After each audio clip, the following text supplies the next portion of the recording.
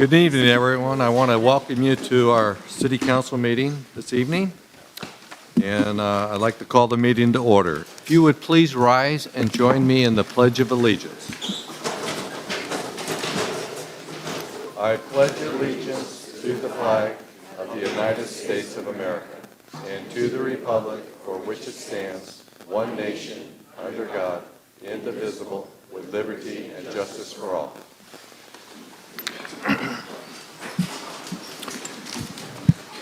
Thank you. Can we get a roll call, please? Councilmember Bagby. Present. Vice Mayor Russell. Present. Councilmember Wolter. Here. Councilmember Brigham. Here. Mayor Paula. Here. And Okay. Student Liaison Samantha Santana.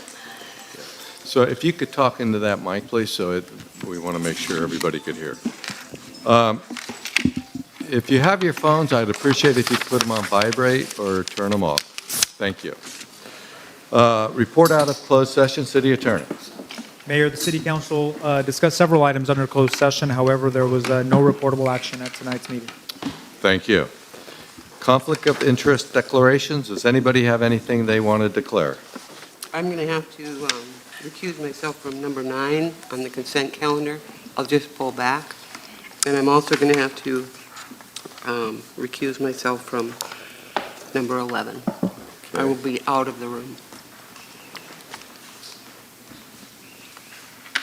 So, City Attorney, do we need to take on consent everything but item 9? Yes, I would do that item separately, and because it's Okay. on the consent, Councilwoman Brigham does not need to leave the room.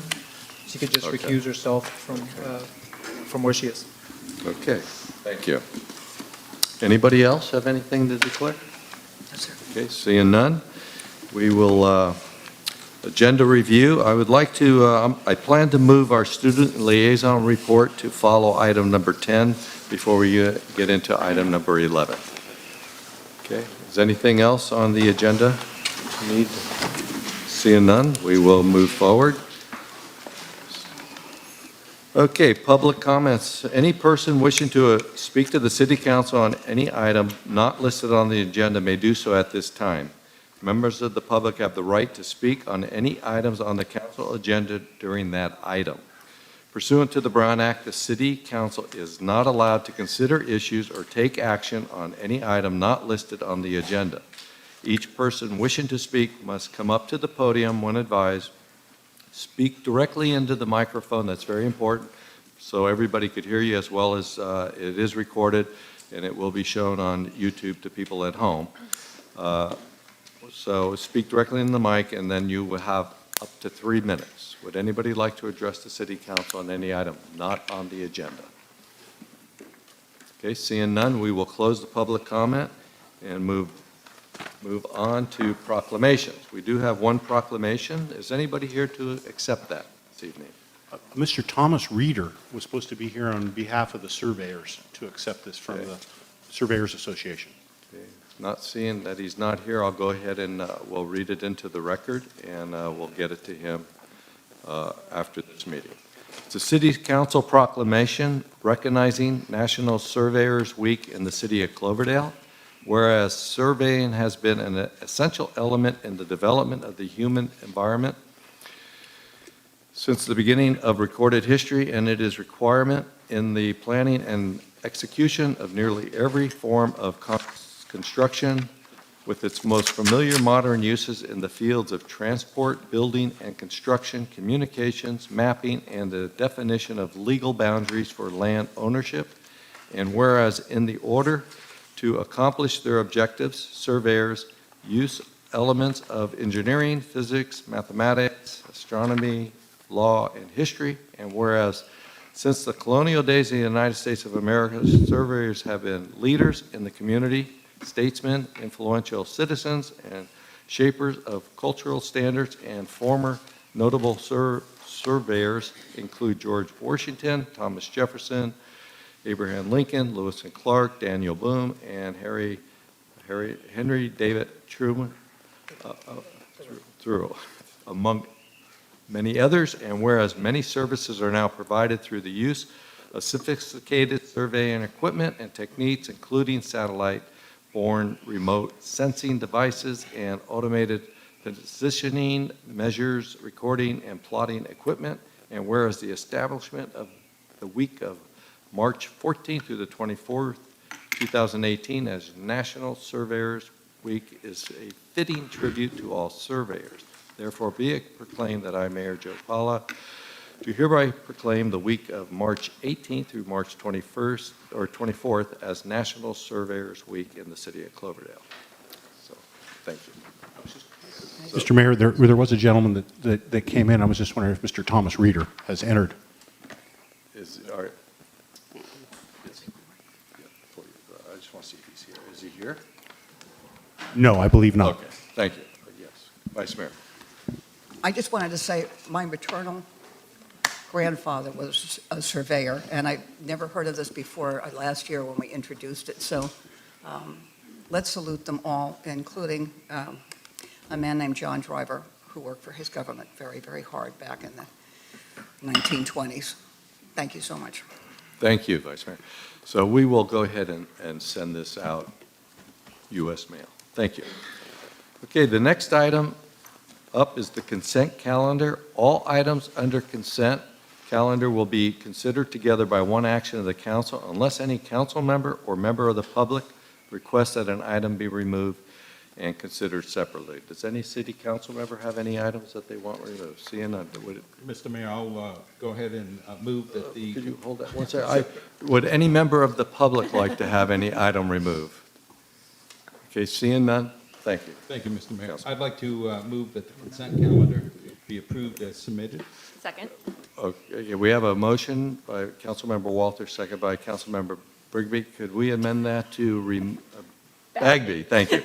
Can we amend that to have item number 9 removed and take a separate consent vote on that one? Yes, Mr. Mayor. Okay, is the second? fine with Second that? as amended. Okay, any discussion on that motion? So this would be, this roll call vote will be for item 2, 3, 4, 5, 6, 7, 8. Okay? Roll call vote, please. Councilmember Bagby. Aye. Vice Mayor Russell.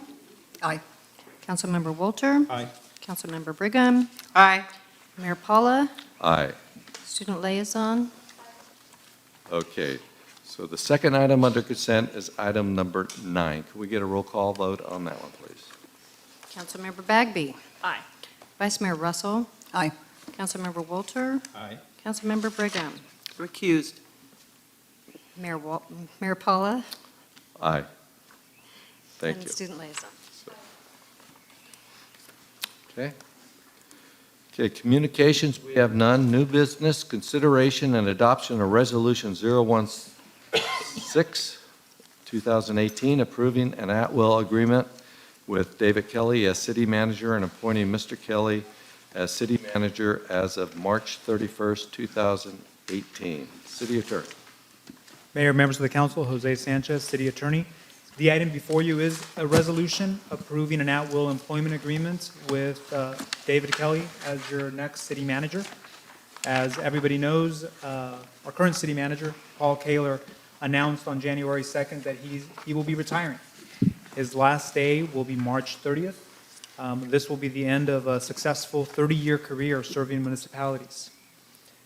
Well, the council has been meeting since the announcement of Mr. Kaler's retirement. The council has been meeting in closed session to discuss options. I know that members of the public have probably seen it on closed session, have been asking, well, what's going on? Is there a proposal going out, or is there an RFP? What are we looking at?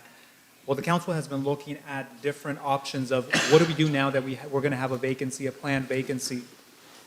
Well, succession planning and promoting from within is always something local agencies and any business wants to do and tries to achieve. But this requires folks that are qualified, that are in the position to take that next step. Well, the city hired Mr. Kelly on January 8th, 2016 as the Community Development Director and Assistant City Manager. Well, with Mr. Kelly came a lot of experience.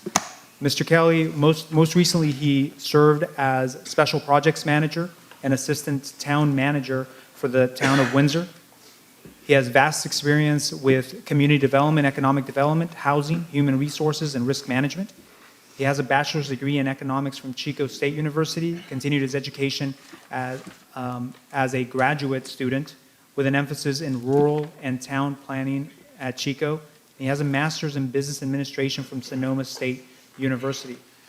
Mr. Kelly has been involved in a lot of projects with time here in Cloverdale. The council has met in closed session.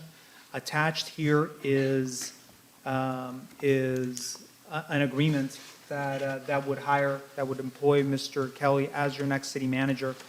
And again, the council did interview Mr. Kelly, as the staff report states, and not only the qualifications but the fit was very important for the council. The agreement itself, just to summarize and publicly state some of the terms as required by law. The term of the agreement is for 3 years. Compensation is $147,346.65 base compensation, effective on the execution of the agreement. And then on July 1st, 2018, there will be a 3% cost of living adjustment, which is similar to all other employees here at the city, that was negotiated a few years back. The compensation as of July 1st, 2018, will be $151,767.05 annually. There's, of course, vacation leave. He will continue to accrue 200 hours per year as he does now. Sick leave, he will continue to accrue 120 hours per year, as he does now. Administrative leave, there's a change. For administrative leave, it used to be 80 hours per year without a cap, and it used to accumulate year after year. Mr. Kelly's his agreement starts a new, more of a use it or lose it type of approach to administrative leave, which means that the 80 hours gets deposited at the beginning of the year, and then on January 1st of the next year, basically that 80-hour bank just gets re-upped to 80 hours. It doesn't keep accumulating year after year. There's a severance package here of 4 months base salary as severance in case the city decides to terminate Mr. Kelly without cause. Mobile device stipend, $75 per month for mobile phone and tablet device, and there is mileage for him using his own vehicle, and this is not from home and back to work, but this is more using his vehicle to go to Santa Rosa for meetings, etc. There is mileage reimbursement afforded under the agreement. And of course, there is some amount budgeted for professional development, conferences, memberships, etc., like you would normally see. Again, council, before you is a resolution with approving an at-will employment agreement with David Kelly as city manager and appointing Mr. Kelly as city manager as of March 31st, 2018. Thank you for that report. Any questions from council? No. Okay, seeing none. I'd like to open this up to the public. Would anybody like to address the city council on this item? Okay, seeing nobody rise, we'll go ahead and close the public input. Did you want to address the city council on this item? Just for a second. Would you please sign your name on that Sure. book right there? And then state your name for the record, please. I want to thank you. My name is David Whitaker, because I'm going to tell my daughter and my kids to go into public service because $150,000 a year is damn good money. Thank you. Thank you. Okay. Would anybody else like to address the city council? Seeing none, we'll close the public input and we'll bring it back to council. We have a resolution here. Mr. Mayor, I'd like to offer the resolution by title only, please. And I suggest that you do have your children come to work for a municipality. Not only is it good pay, but they'll work. Let me tell you, they'll work hard, 10, 12 hours a day. With that being said, Mr. Mayor, City of Cloverdale City Council, Resolution Number 016, 2018, resolution of the City Council of the City of Cloverdale approving an at-will employment agreement with David Kelly as city manager and appointing Mr. Kelly as city manager as of March 31st, 2018. Second. Okay, so we have a motion by Councilmember Walter, second by Vice Mayor Russell. Any discussion on the motion? Okay, we get a roll call vote, please. Councilmember Bagby. Aye. Vice Mayor Russell. Aye. Councilmember Wolter. Aye. Councilmember Brigham. Aye. Mayor Paula. Aye. Okay, Student unanimous. liaison. Okay, Can I just, you may. Sammy needs to vote, Joe. Yeah, Sammy. our student needs to vote. liaison. She did. Okay. Okay, so comments from council. Thank you. I'll keep it short, Mr. Mayor, but David, it's a pleasure having you. I was excited when we hired you back in 2016, because you and I go back to the Windsor days, when I was with Exchange Bank and you were with the city of Windsor. And I know your work ethic and the long hours that you keep. And I think the city of Cloverdale is very fortunate to have you. Thank you. Thank you. Would any other council member like to make a comment? I think we can all ditto So- that, Mr. Mayor. Yeah, no, I would just want to make sure that we want to make it for the record how appreciative we are of our outgoing city manager. He's contributed an awful lot to our city in the last 5 years, put up with a lot, and we want to thank you for your service. Wish you the very best.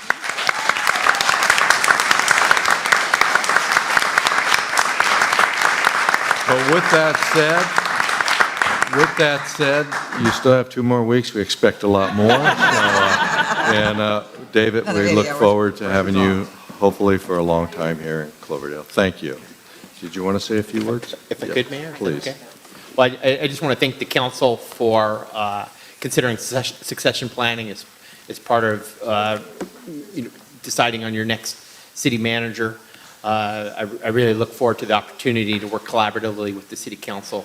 I know we're going to confront a number of challenges, as there are many challenges that face municipalities and cities like Cloverdale, and certainly look forward to working in a manner that's going to serve the residents in a positive fashion. And I, too, want to give my thanks to City Manager Paul Kaler for creating a positive pathway and bringing the city out of recession with the guidance of the council, and creating a pathway for me to succeed in that position.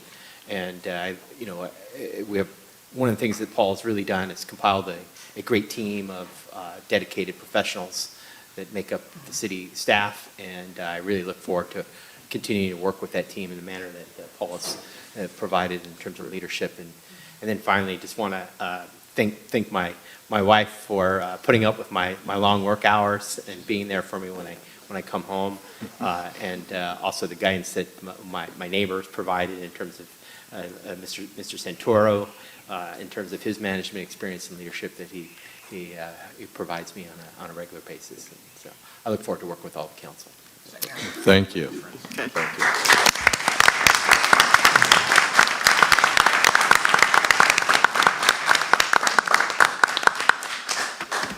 Okay, so I'd like to go ahead and have our student liaison provide her report now, please.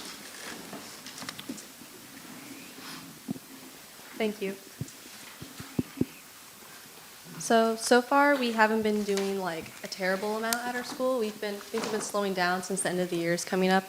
Right now, our prom committee is working on selling tickets for prom that's coming up next month, so that's pretty exciting. And they're still doing more fundraisers. Like last Saturday, they had a pancake breakfast at the high school where people could come buy breakfast for $10, and it goes towards our prom. And also, spring sports have begun: softball, tennis, and track and field. Softball already had a scrimmage like last week, and they played against Maria Carrillo. They didn't keep score because it was a scrimmage, but after talking to some of the members, I think we would have won. So I'm seeing a bright future for our softball team this year. And also, track and field had an invitational at Montgomery last week, where one of our teammates, Mel Alonzo, got 4th place in shot put. He almost made it up to the podium, so that's really good. Really excited for them also. And tennis has also begun practicing for their spring season, but they haven't competed in competition yet due to the recent rain. So once it starts to clear up, we'll start to see more from them. And also tomorrow, as I mentioned at our last meeting, we plan to have a remembrance walkout for 17 minutes for the students of the Parkland, Florida shooting. And what we do is we're going to walk out to the Kleiser Park across the street, and we're going to, for 17 minutes, talk about what happened, why we're out there today, and then we'll have a moment of silence for the students who lost their lives. And that's all that's been going on at the high school. Okay. Well, thank you for that report. Okay, I'd like to remind everybody, please check your cell phones and please make sure that they're on vibrate or silent. Thank you for doing that.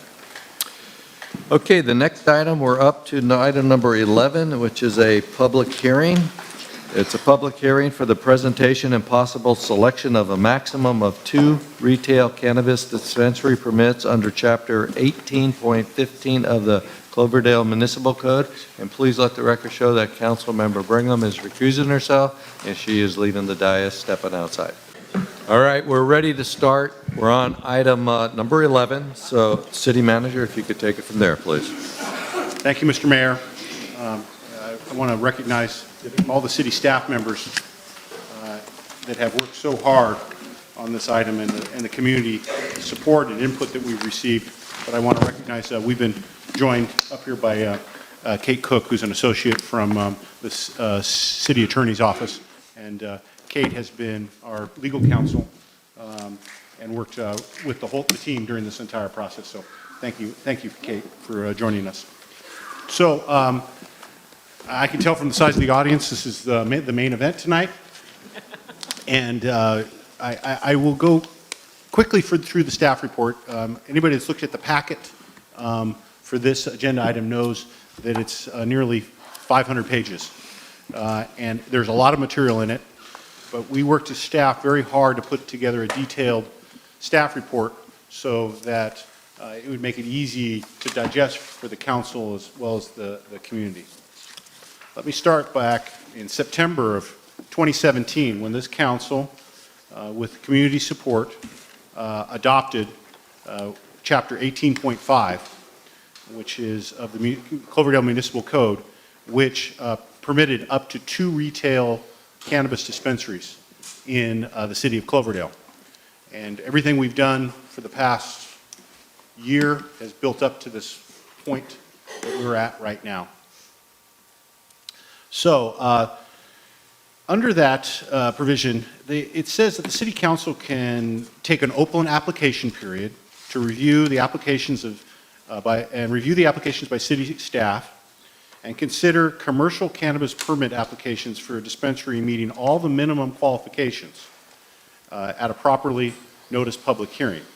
And the council can approve up to 2 commercial cannabis dispensaries to operate in the city at the same time. So in November of 2017, the city council authorized a release of what we call a request for proposals. Request for proposal is a fancy name for application packet and rules for applications for the retail cannabis dispensaries.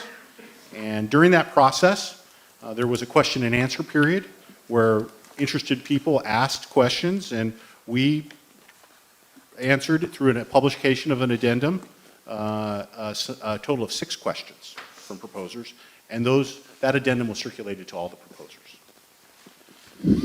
The first phase of the request for proposal process was a background check. So anybody that might have been interested in applying for the commercial dispensary application had to fill out what we call a live scan form and go to the police department and have their fingerprints scanned, and then the police department checked to make sure that these applicants had a proper background without any severe criminal violations in their background that might disqualify them from this business. Happy to say all the proposers that originally applied made it through background and proceeded to phase 2. Phase 2 was the submittal of a detailed written proposal. And that proposal had a number of sections to it which were required, 11 of them. And just to give you a flavor of what some of those sections were, it was a cover letter, it was information about the ownership team, it was general company qualifications, it was a business plan, it was proof of capitalization, a security plan, etc. It was a detailed document that told this council and the community how they were going to operate their business and why they should be granted one of the 2 retail dispensary permits in the city of Cloverdale. The RFP also set forth, well, let's go to the slides here first. Talk a little bit about the requirements for a cannabis dispensary in terms of planning, okay? So as we talked about, there's only can be a maximum of 2 of them. They have to be zoned either in commercial or in industrial only. They have to be 1,500 square feet maximum. That excludes restrooms and non-dispensary uses. There's limitations on how close they can be to schools and daycare centers, residential zones, parks, libraries, and youth facilities. And as I talked about, there was a standard application process, which we called the RFP process, as well as a number of operational standards are set forth under the municipal code. So let's talk about who these applicants are and where they're at. So David, the next slide, please. So the 3 proposers that we're going to hear from tonight are California Wellness, Quonset Botanicals, and Red Door Remedies. So we've drawn some quick maps to show the community where these locations are. So as we go through the night, you have an idea of where in our city these proposals are. California Wellness. California Wellness is planned for the 2nd floor of the Antiques and Uniques building. And they'll talk in more detail about their proposal when it comes up. Next slide, please. Next slide is a vacant building. It's Quonset Botanicals. It's presently a vacant building. It's known as the old Dr. Anderson's office. It was a optometry shop. It's been vacant for quite some time. And it's right at the intersection of South Cloverdale Boulevard and Citrus Fair Drive. And the last one, Red Door Remedies. Red Door Remedies is a business suite that is located in, a lot of people know it as the old King's Castle building. It's right at South Cloverdale Boulevard and the freeway overpass. Okay. So David, I think that's our last slide. Thank you. So, the RFP, or the request for proposal, set forth a numeric scoring system and of 375 points. It set forth that the business plan was worth 125 points, the security plan was worth 100 points, facility, environmental, and design was worth 75 points, convenience to the community is worth 50, and community benefit was 25. Let me say to the council and to the community and all the applicants that your staff really concentrated on the numbers, okay? Because we realized that there was going to be a lot of competition and perhaps some strong feelings as we get to this point. So we felt it was our duty to do our analysis and our ranking based on a very strict numeric system. And so the rankers of the proposers were myself, David Kelly, Acting Police Chief Bob Stewart, and Kate Cook from the City Attorney's Office, and Finance Manager Susie Holmes. We all reviewed the proposals independently, and we filled out a score sheet, which is included in the packet. At the time when all the sheets were completed, they were submitted, the numbers were compiled and divided by 5 to determine what the average score was between all the evaluators. So we tried to be very fair and make sure we had a nice broad cross-section of the senior staff, and then we averaged the numerical score for the proposals. In that process, California Wellness scored 333.4 points. Red Door Remedies was 299.8 points, and Quonset Botanicals was 203. I'm not going to go into all the proposals, but in the staff report there is brief summaries of the strengths and weaknesses of each one of the proposals, and as well as their locations. I want to say that all the proposals satisfy the basic planning criteria set forth in the ordinance. So all these locations that are proposed have the proper setbacks, they're in the proper zoning, and they all satisfy the basic requirements that this council set forth when it adopted its ordinance. In the RFP Phase 2, the next process was a formal interview. And what we did is we developed a list of 14 questions. Each proposer group got asked exactly the same 14 questions.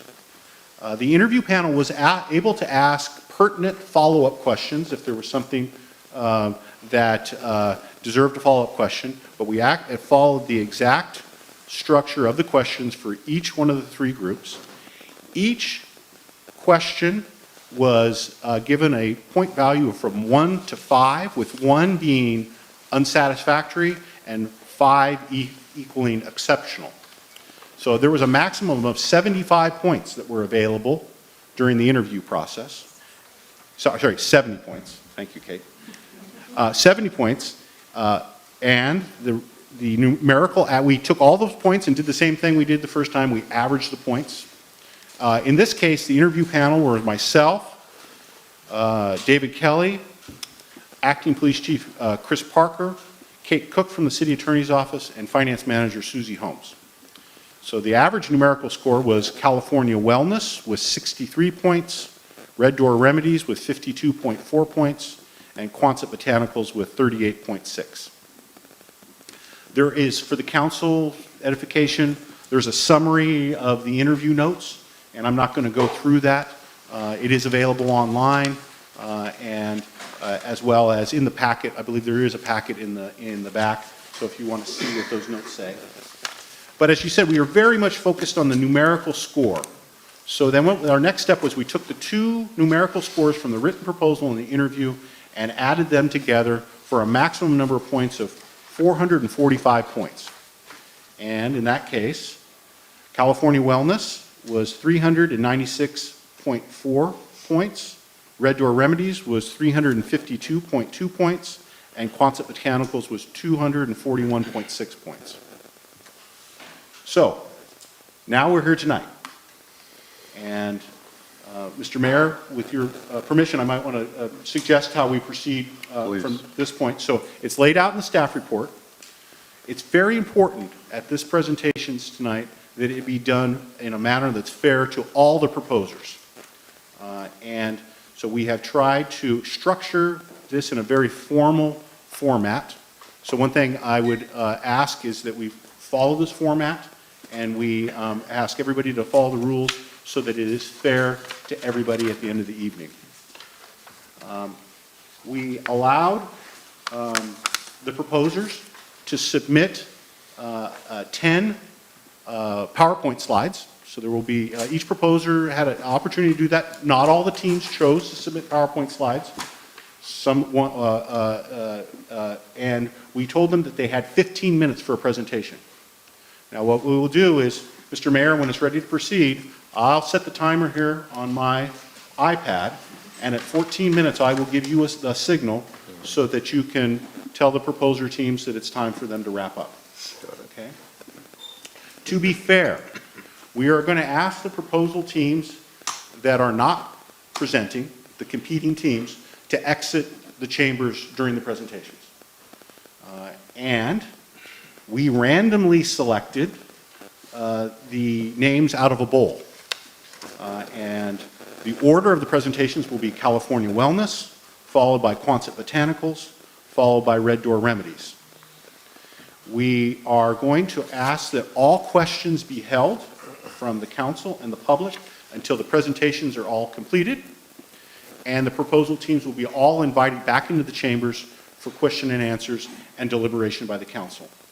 We have reserved this front row so that the proposer team's principals that would be ready to answer questions can sit in this front row so that the public and the council has questions. You don't have far to go to step up to the microphone and answer the questions. It's important that you speak into the microphones so that everybody can hear, and that it can, presentations are being videotaped so that they can be presented on YouTube later this week. So finally, I want to say that what we've tried to do tonight as your staff is endeavor to have as fair a process as possible in order that the council and the community can have a comprehensive overview of the competing proposals. The council's made it clear to staff in the past that this is a role that making this final decision on the cannabis dispensary that the council wanted to take in hand. So it's staff's responsibility to provide the council and the community as much information as we can so you can have the best informed decision you can make. But ultimately, the decision belongs to this council. And therefore, that's why we concentrated on a systematic numeric scoring system to be as objective as possible. We do feel that what is being presented to you tonight is sufficient information to move forward with making that decision. So, your options. After hearing the presentations, the questions and answers, and the public comment, the City Council really has three options. You give direction to the city staff to prepare a resolution for your next council meeting, which will be March 27th, awarding the retail cannabis dispensaries to a maximum of 2 proposers. So that means you can choose to only award 1 if you want. 2 is deliberate further and or request more information to be submitted by the proposers. Or number 3 is reject all proposals and start the application process over again. We have some discussion in the staff report related to budget and fiscal impact. I just want to say, in terms of budget and fiscal impact, all the proposers are looking to really bring a lot of economic development to our city. So at this point, we really don't know with any certainty what the fiscal impact is going to be. And I think that's the same with that in the state of California. The fiscal impact of adult use cannabis is really unknown.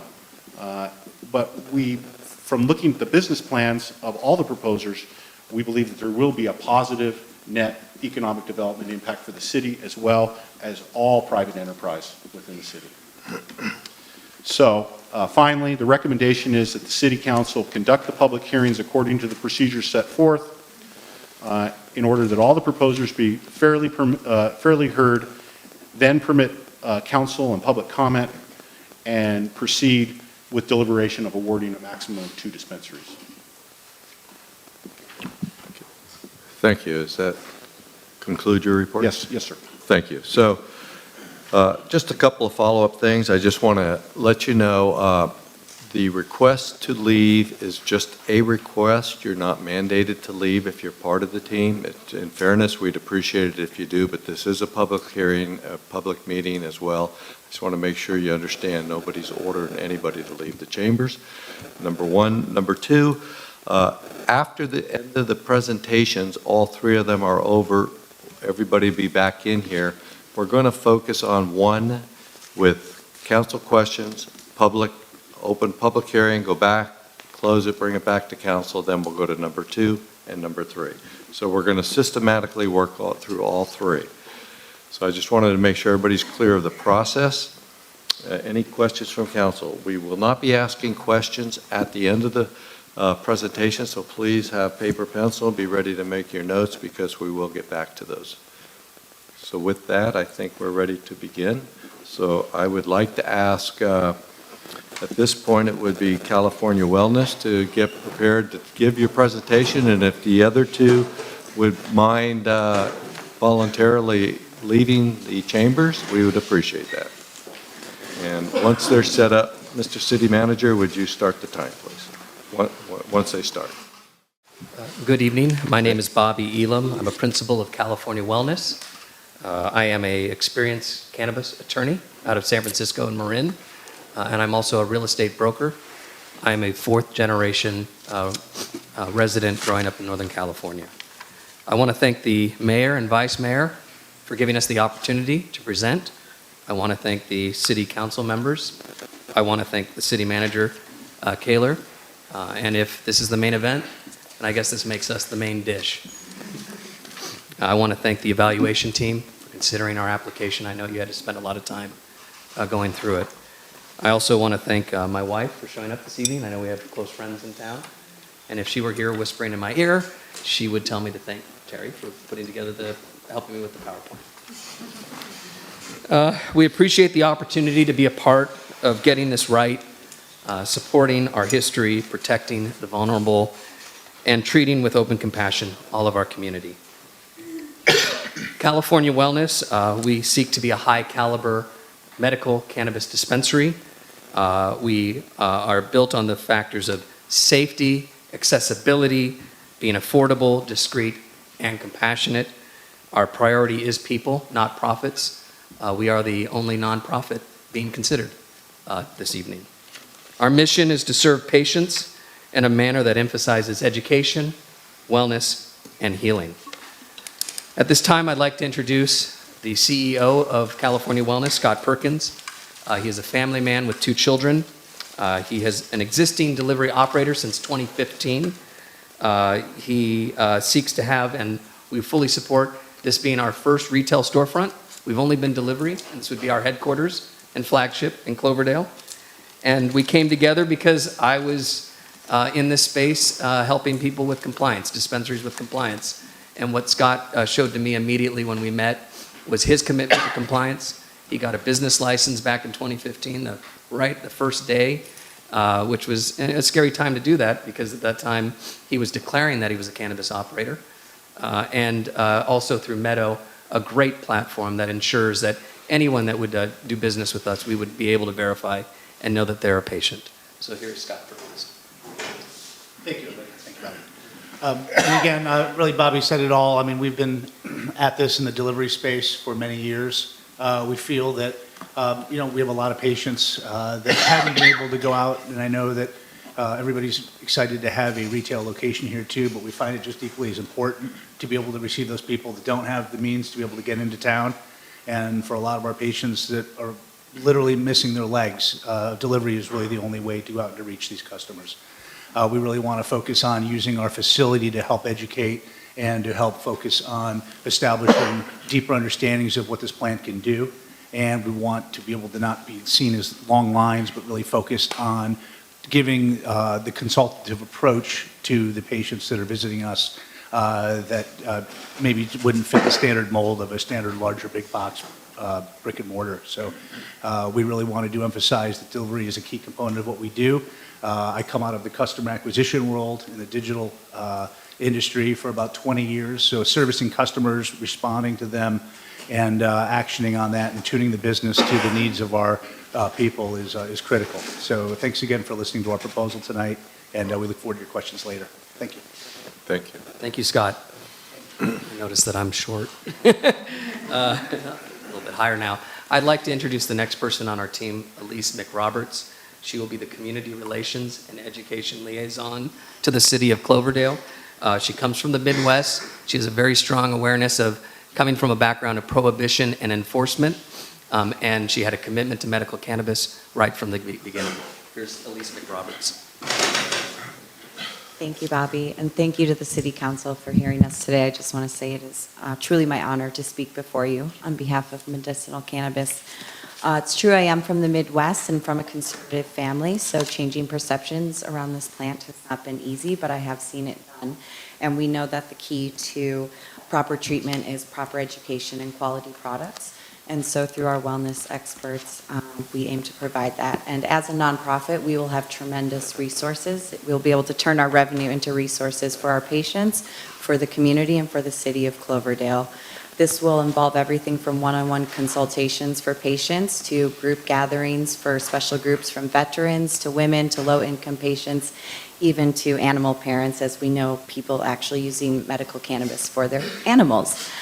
We also will dedicate our resources to treatment and addiction centers and drug abuse awareness seminars. And as education is just as important to us as wellness, we will have an extensive library of cannabis materials, both physically in our location, but also online. And again, all of this will be available at no cost to our patients and the entire community and people around the world. Thank you. Thank you, Elise. The next slide is our business plan. We will have a rigorous intake method for taking in members and verifying their doctor recommendations and their identification. We will have an emphasis on delivery, both to outside of the city of Cloverdale to capture the greater county, which should bring in greater tax revenue to the city, and also for pre-scheduled deliveries as well. We will be divided into 3 departments. Those 3 departments are patient care, security, and inventory. We will have a general manager on site at all times of hours of operation. We will have, and we do have, extensive startup resources. My family's background is in real estate, and we have liquidity ready to go and implement for the build-out and to open the business. 90% of our transactions will be by debit or credit card. Happy to discuss that off stage later on if you wonder how that's done, but we have experience and we know how to deliver on that right out of the gate. We'll provide excellent employee benefits and living wages. We'll have an emphasis on local hirings. And finally, I think to best sum up our business plan is we seek to be a leader in this industry, but a good neighbor in our community. For the security plan, it's hard for me to go in limited time over it, but some of the bullet points that are critical is we have a detailed security plan. We have a facility that is not immediately visible, so it's not an attractive nuisance. We will be coordinating with the police department and Bay Alarm Consultant for all of our video cameras, entry, security guard, training, everything, you name it, safe room and security. Our hours of operation, we're willing to be flexible. We are mindful of children and families and residents and traffic considerations. We'll have a dedicated security guard and waiting room where you can't just barge in. There's locked doors for each. We will be serving about 25 patients per day is our estimate, though most of those, probably around 85% in time, would be by delivery. We would put them on a schedule. We have, and actually didn't provide because of the page limit, an employee training manual that I've actually drafted as a cannabis attorney for dispensaries. We also have a handbook. We have all the standard operating procedures and best business practices, and I have advised dispensaries over many years. And of course, we would be coordinating with Acting Police Chief Parker for our security plan at all times. In terms of the rollout, I know a lot of things are listed, but I just wanted you to know, what are you going to do if we honor you with this license? Well, we would file for a business license. We would consult with the police department on security issues, and we would consult with the fire department and planning departments on safety issues. We would submit our building plans. We would attend any and all city hearings up until we open for business, and obviously afterwards as well. But to be available for any questions or suggestions. We would conduct a listening tour with community groups. Elise and Daniel, who you'll meet shortly, will be present, as well as Scott and I. We would then receive the building permit, and we would then move towards completing improvements and modifications. We would acquire equipment and computer systems, and we would run tests again and again to make sure that there's not any bugs. And we would practice this finally by hiring our staff and training them in reviewing all the manuals and handbooks. And then finally, we would open for business. At this time, I'd like to introduce Daniel Frankston. Daniel grew up in Mendocino County. He's a lawyer in San Francisco, and he is going to help us to move from being a cannabis business into being a professional welcoming center for the city of Cloverdale, as well as the greater community away. Thank you, Bobby. We believe that community integration is a vital aspect of our mission at California Wellness, and it has several components to it. First and foremost, what we seek to do is form alliances with healthcare and wellness practitioners in the area. Patients often come to us for evaluations and are diagnosed with symptoms for which alternative medicines such as acupuncture, massage, and chiropractic care will provide them relief. And we'll encourage our patients to seek that relief here in the community. So too, we hope that through our dedication to hiring locals, as well as providing funding for arts, youth, and intervention services, that will assist at helping blend California wellness into the Cloverdale community. And finally, we intend to form an alliance with the people of Cloverdale by having both a community liaison as well as establishing a local advisory board where citizens can come forward and lodge their complaints or issues that they may have with regards to our operation. In summary, what we seek to do is integrate into Cloverdale the cannabis industry with the greater, larger health and wellness community here in Cloverdale. Thank you. Thank you, Daniel. I'd like to, at this time, introduce Dave Parnell. He's a lawyer in Berkeley, and he's has close friends in Cloverdale for the last 20 years, been visiting, and he will be talking about our location as well as community benefits. So as to the location, really speaks for itself. It's a central, accessible location about a block away. And I think you can see from the map that, and from the surroundings, all you need to know about it. Could you speak into the mic, please? Thank you. So we have a central, accessible take location. that out. Thank you. There you go. And what we're aiming to do in that location is create something that is discreet. And that's really the point that I want to focus on, which is that as a group, we are here, we want to do the right thing. We're aiming to do the right thing. So as you can see from the slide, we're looking at, hiring locally, paying a living wage, and really hearing the concerns of the community, if there is an underlying theme to all of this. And at least my perspective is one of the concerns of the communities and the discussion in general is how is this going to potentially affect our kids? And so I can tell you, I have a 7th grader and a 2nd grader. We have lived 2 blocks from the Berkeley Patients Group for 10 years now, and I don't think I realized it until 5, 6, 7 years after we moved into our house. They do a really good job of making it discreet. I don't worry about my kids walking by. And as far as this particular location, I'll say my godson and his sister go to the high school down the street. And I am very protective of them as well. So that is one of the main issues that I see facing this whole discussion. Again, we aim to do the right thing, and we hope that you will let us do that. Thank you, Dave. I'd like to leave with 2 points. First, we're aware that we're out-of-towners, and but we do have friends here. And one of the reasons that we presented that rollout is we will listen before opening. The second thing is that we're aware that the city of Cloverdale is in a unique location to be, as has been referenced, gateway to the Emerald Triangle. And that means that You have 1 minute to summarize. Okay, thank you.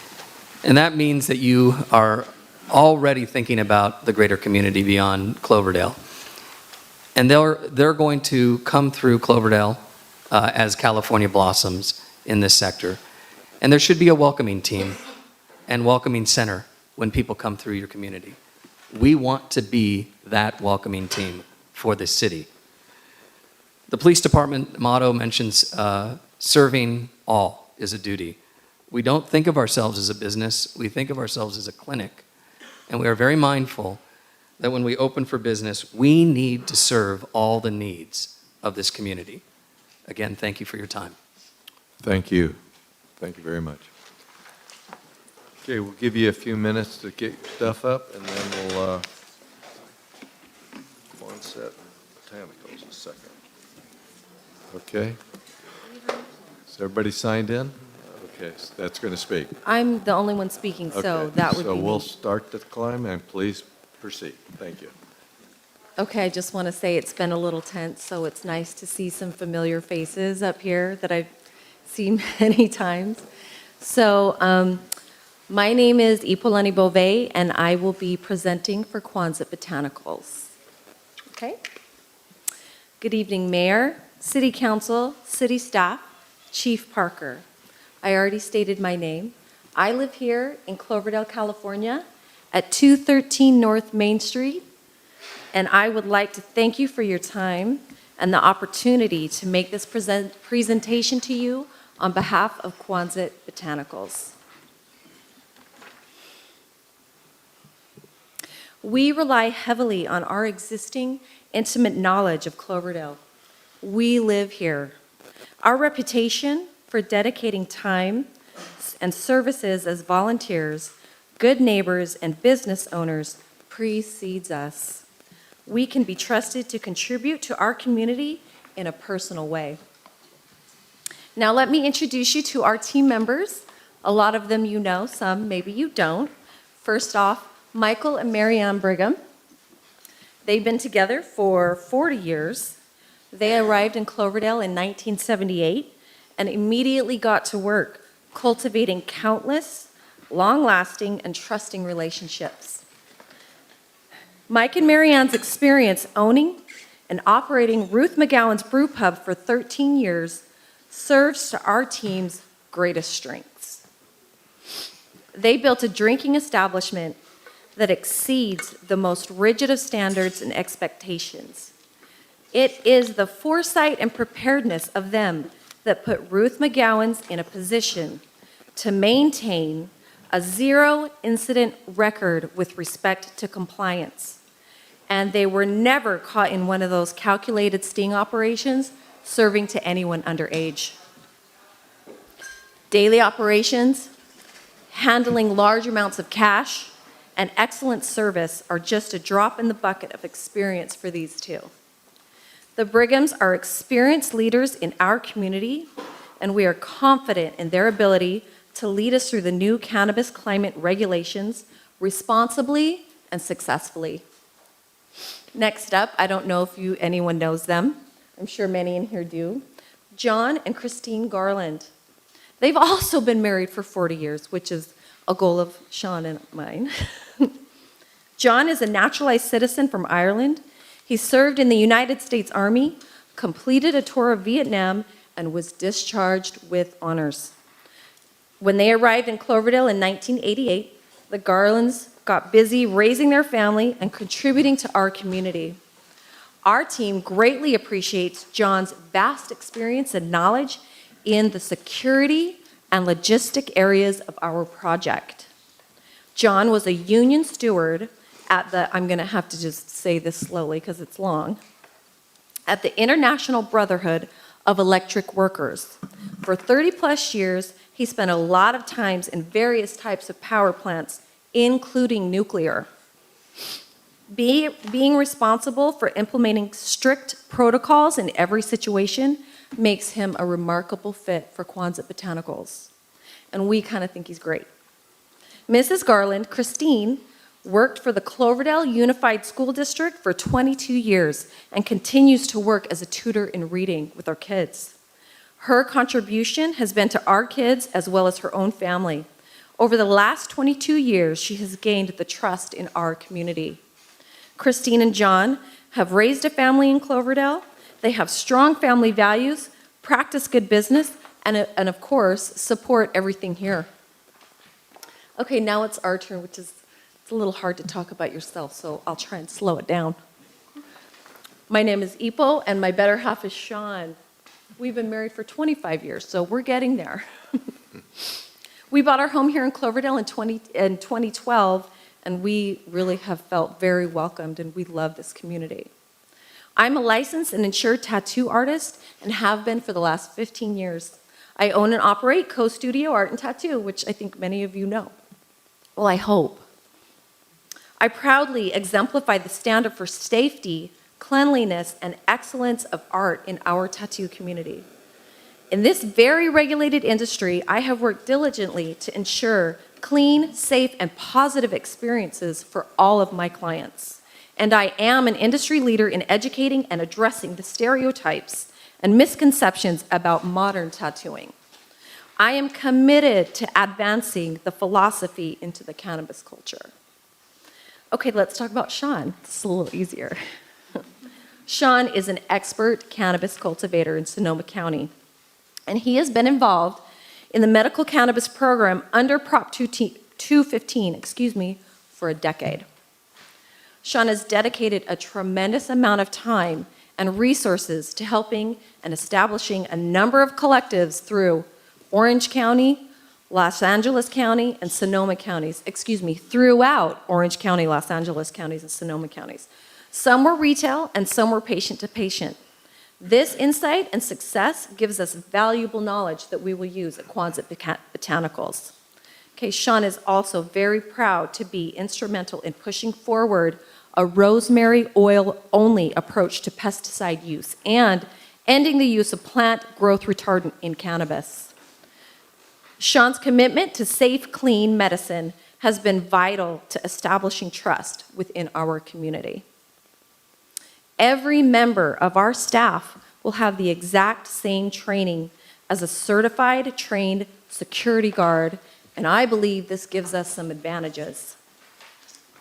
We will know every position within our building, and we will be able to move fluidly within it. Like, for example, someone needs to take a break, use the bathroom, a shift change. We are all vigilant to our overall security. But to be clear, we will have a dedicated position that will be gracefully called a greeter. This position will direct the flow of patient traffic upon entrance, turn away underage individuals, and deter unsavory characters. And of course, they'll have to be like 300 pounds and 6'7". Most of our staff will be local faces. We have the strength of knowing our local customer base. This gives us a clear advantage, especially for our customers who will prefer deliveries. Quonset Botanicals wants to make cannabis available for all of our community. A familiar face at the door with your cannabis will give comfort and trust in using this service. A comprehensive and detailed security plan is the greatest priority for Quonset. We look forward to complying with the state of California that sets the requirements by law for dispensary security. We're excited to work on and in a space that has been an eyesore in Cloverdale for over 10 years. We are already imagining the way it will welcome folks home with the beautiful art from sculpture trails and sustainable landscaping. As a team, we have devoted an incredible amount of time and resources to the community of Cloverdale. We have made impressive impacts on projects like River Park, Clark Street Park, the Cloverdale Performing Arts Center, the Senior Center, Boys and Girls Club, of course the skate park, and we always donate to the Courtney J. Davis Scholarship Program. We are dedicated to providing our customers with unparalleled customer service, product knowledge, and cutting-edge industry information in a wide variety of safe, quality cannabis products. Say that times fast. It took me forever to get it just right. Quonset Botanicals takes pride of our safe and secure environment. We embrace a culture of inclusivity, professionalism, and mutual respect between both our customer base and ourselves. Thank you very much. We are Quonset Botanicals. Thank you. Does that conclude it? We are concluded. Okay, well, thank you so much. A few minutes to get your stuff up, and we'll, okay, so if you could, when you're ready, go ahead, just state your name. Okay, and- hi, my name is Diana Schrainer. And together we are Red Door Remedies. Okay, and I'd ask whoever's speaking if you could speak into the mic, that's We're gonna important. kind of switch off. Yeah, maybe, just lean in there, okay. Before we start, we would like a chance to congratulate all of us. This has been a really long couple years, and we're just really proud to be here tonight presenting to you. We're really proud to be sharing this podium with a couple of other teams, those locals in particular, and we're just really grateful to be here this evening. Okay. Yes, we are. So again, my name is Diana Schrainer. I'm a longtime Cloverdale resident, own a painting contracting business. I've painted many homes in this town. Both my sons went through all the schools here in town, and I love Cloverdale, very proud to be a part of this town. My name is Jamie King, and like Diana, I'm a longtime Cloverdale resident. All four of my children have gone through the Cloverdale schools. Actually, we have a couple still in them.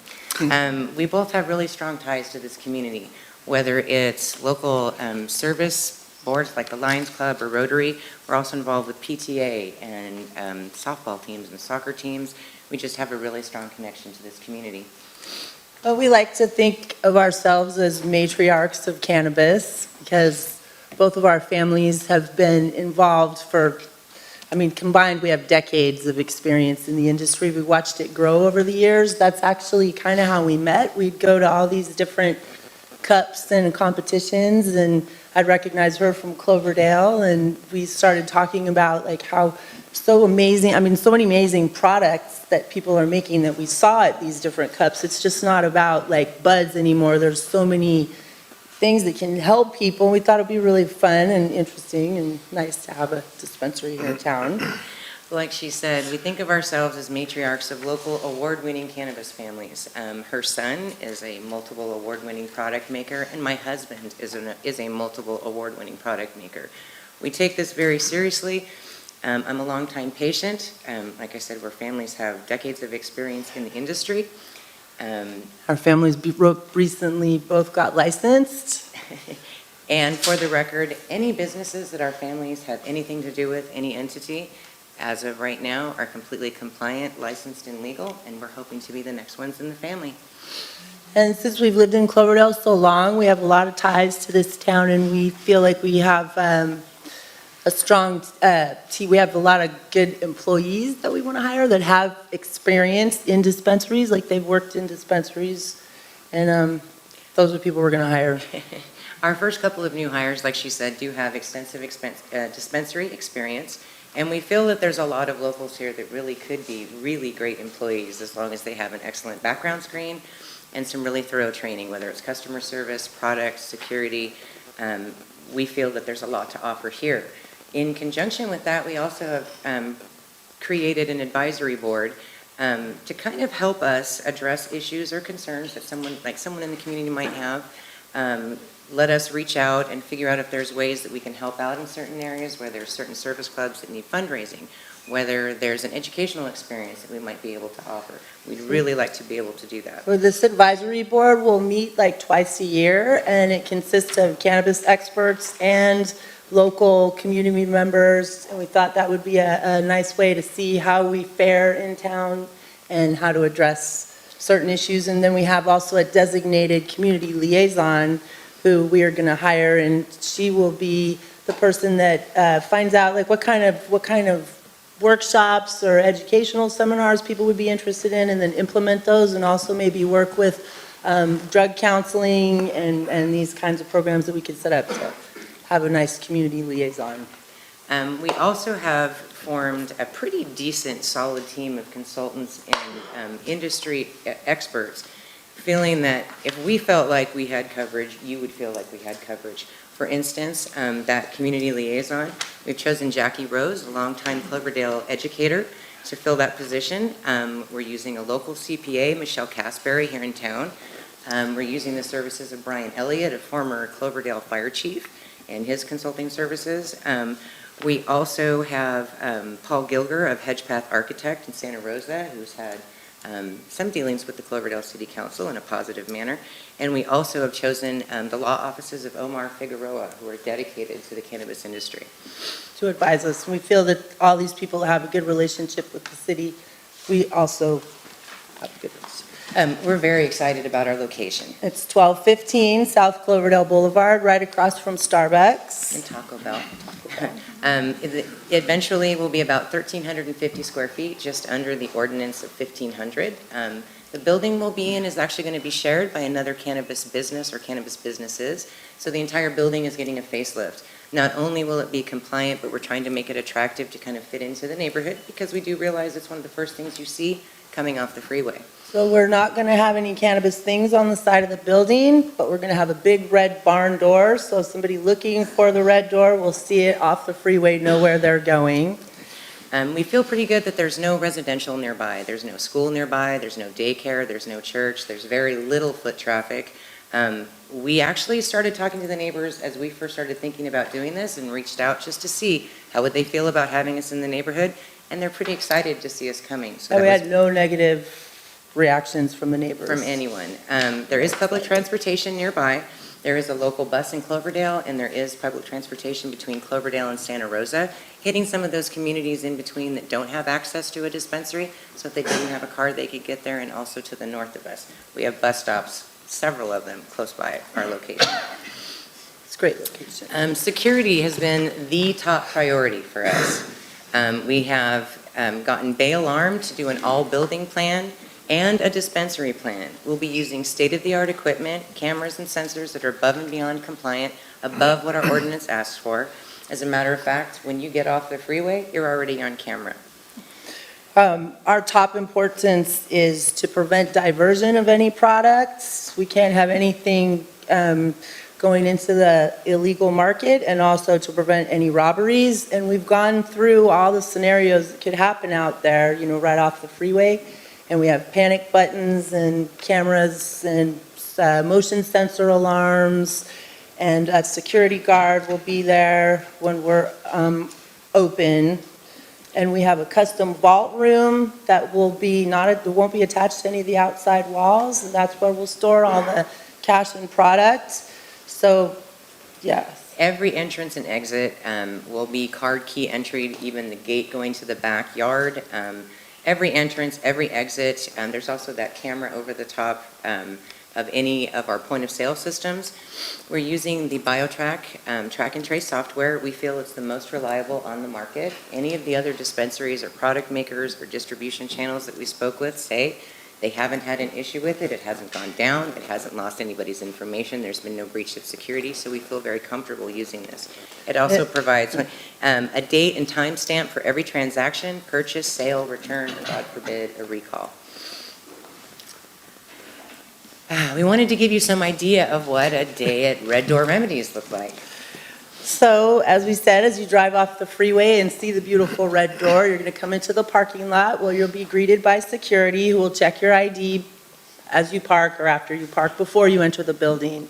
Then you'll go into our lounge area where there's another checkpoint. A guy or a person will check your ID before you go into the retail area to make sure that you're 21 or you have a medical license. Or if you're under 18, that you have a parent or guardian with you. At that second passway in our lobby, you will again have to show that ID. It actually slides through our POS system, making sure that it's a valid ID.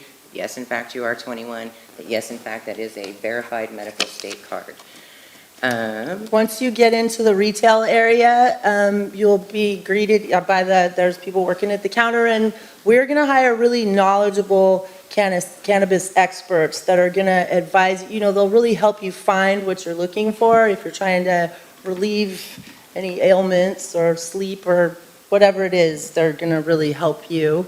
And you can't touch any of the products. They're all pre-packaged. We will have those little jars with holes in them that you can smell it, but you're not going to be able to touch anything. And basically everything we buy is like that. We're never going to be touching the product at all. It's already pre-packaged, pre-tested, everything. Yeah, we don't make anything on site. We don't package anything on site. We don't weigh anything on site. It comes to us that way from the distribution channels we're using. Like we said, Then we put everything into an exit bag. Now the law is you have to have a child-proof exit bag, so you're gonna leave. Did I jump the gun on that one? a little bit, but that's okay. And actually, they look like this. It has to be an opaque bag so you can't see through it, and we've actually brought some samples for you. We'll bring those up in a second. And inside each one of those bags, we're planning on using a lot of printed information, whether it's strain information and how it can benefit you, to dosing guidelines, to consumption guidelines. We'd like to provide as much information as we possibly can and make sure, in fact, that we're using that child-proof guideline as much as possible. And so we left these open for you, but you're more than welcome to try and open them. We were going to fill them with product, but we were advised not to. That wasn't such a good idea. We do want you to know that we would be open 11 to 7 every day, adding an hour before and an hour after for our employees to do what they need to do and get in and out. We will only be purchasing product from legal, compliant, registered, and licensed distribution channels. I'm trying to think, did we miss anything? No. I don't think so. Okay, so we wanted to make sure that you could see an overview of what we feel our space will look like. As you can see, you come into that reception area. There is a security door prior to getting into the dispensary itself. and this gives you an idea of what we feel like we want to look like at the end of the day. We wanted to address a couple of things really quick. We saw that you had a few concerns in our proposal. During our interview, I know there was a question regarding our financing, whether that was going to be a loan or any type of equity. We've decided to go the loan route because the folks that we're doing that funding with actually have some other opportunities they're going to go after, and they're going to go ahead and do a hard money loan for us.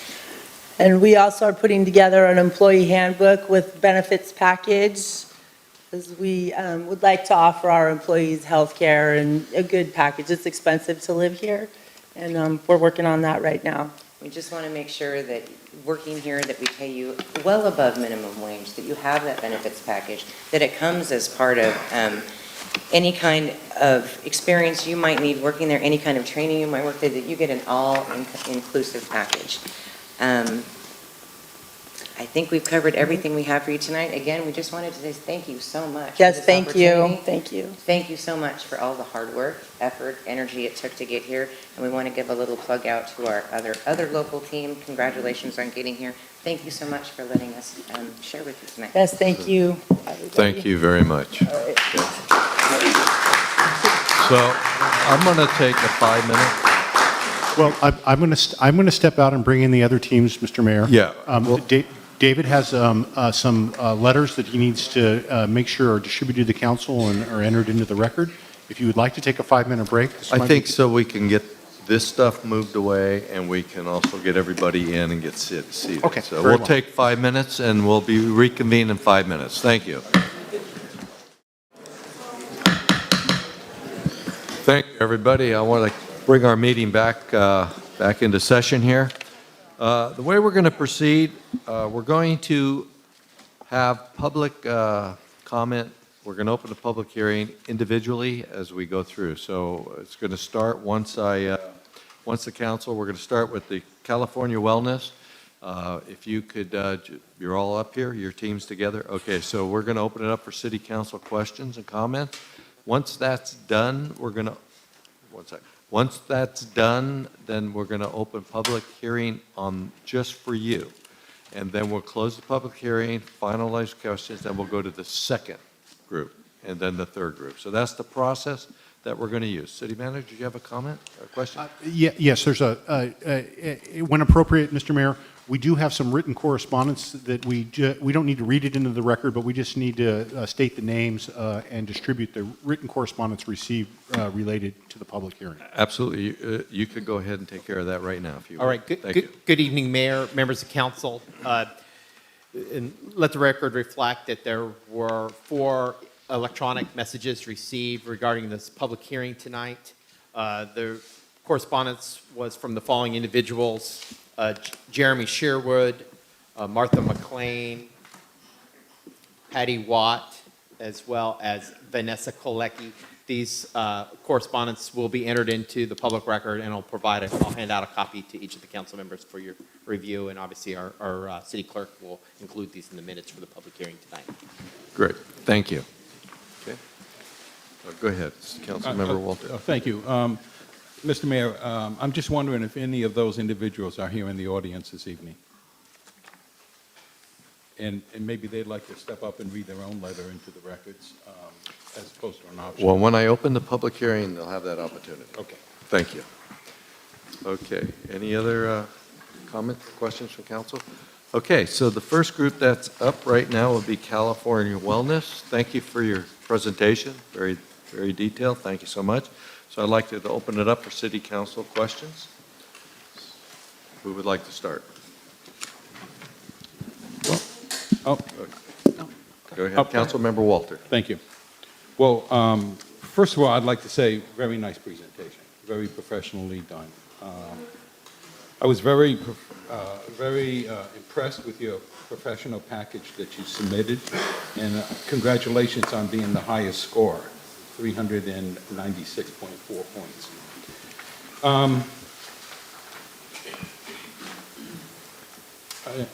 Let me just make a couple of statements, and then I have some questions as we go along. I like your location, and the reason I like it is it's discreet. I know if I was a medical patient of cannabis, I would want to go someplace that's secluded, where I'm not on stage for people to see me, and the other people that are there are just also medical cannabis users. So I very much like that. I like the fact that you're going to be taking debit and credit cards. I'd be interested at some point to hear how that came to fruition for you. You mentioned that you're going to be paying a living wage. I wonder what that would be, if you can share that. I don't know if you want to do it now or what you're basing your living wage on.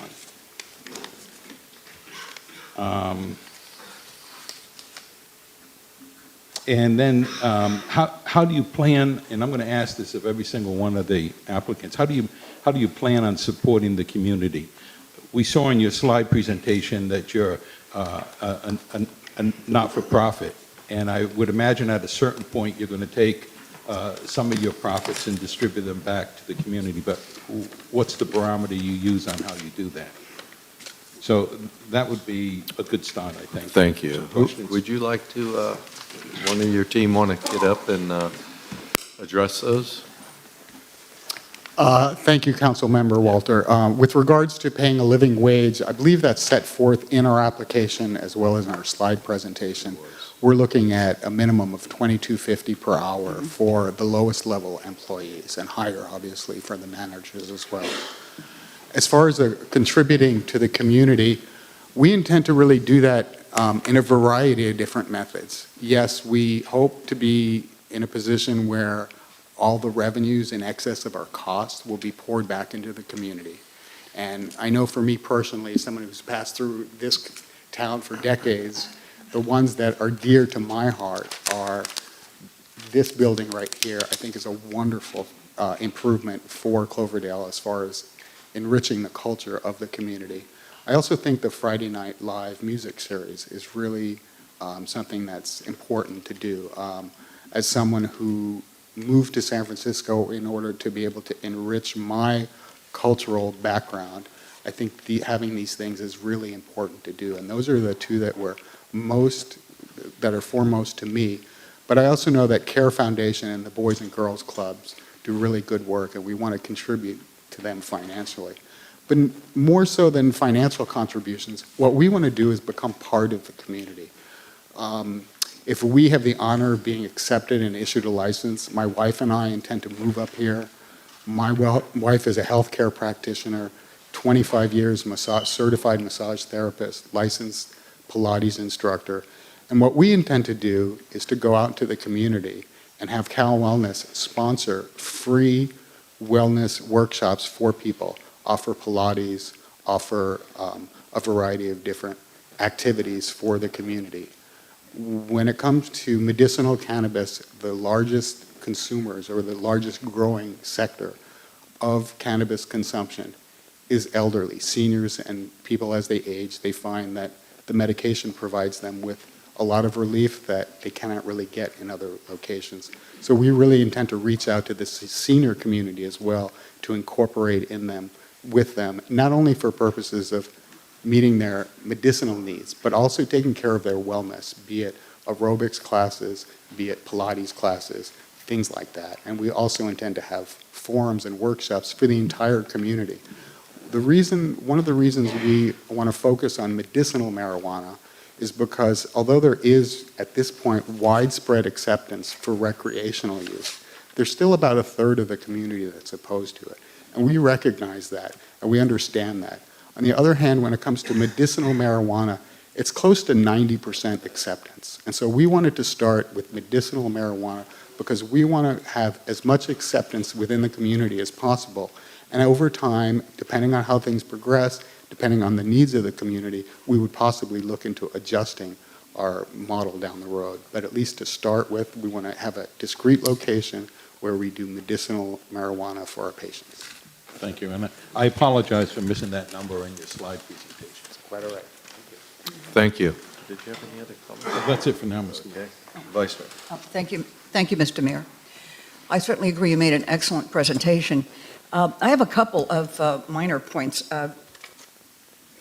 as most people who listen to me for any length of time know, I get to be an annoying human resource type, and I get into data stuff and analytics, and I'm a statistics wonk and that kind of thing. I was a little confused. I was pleased to see that you project $22.50 an hour. That's a nice wage. Except that the numbers you gave us on your page 24 and our page 247 in our council book confuse me. These are expenses listed for 2018 to 2019, excuse me, and 2020.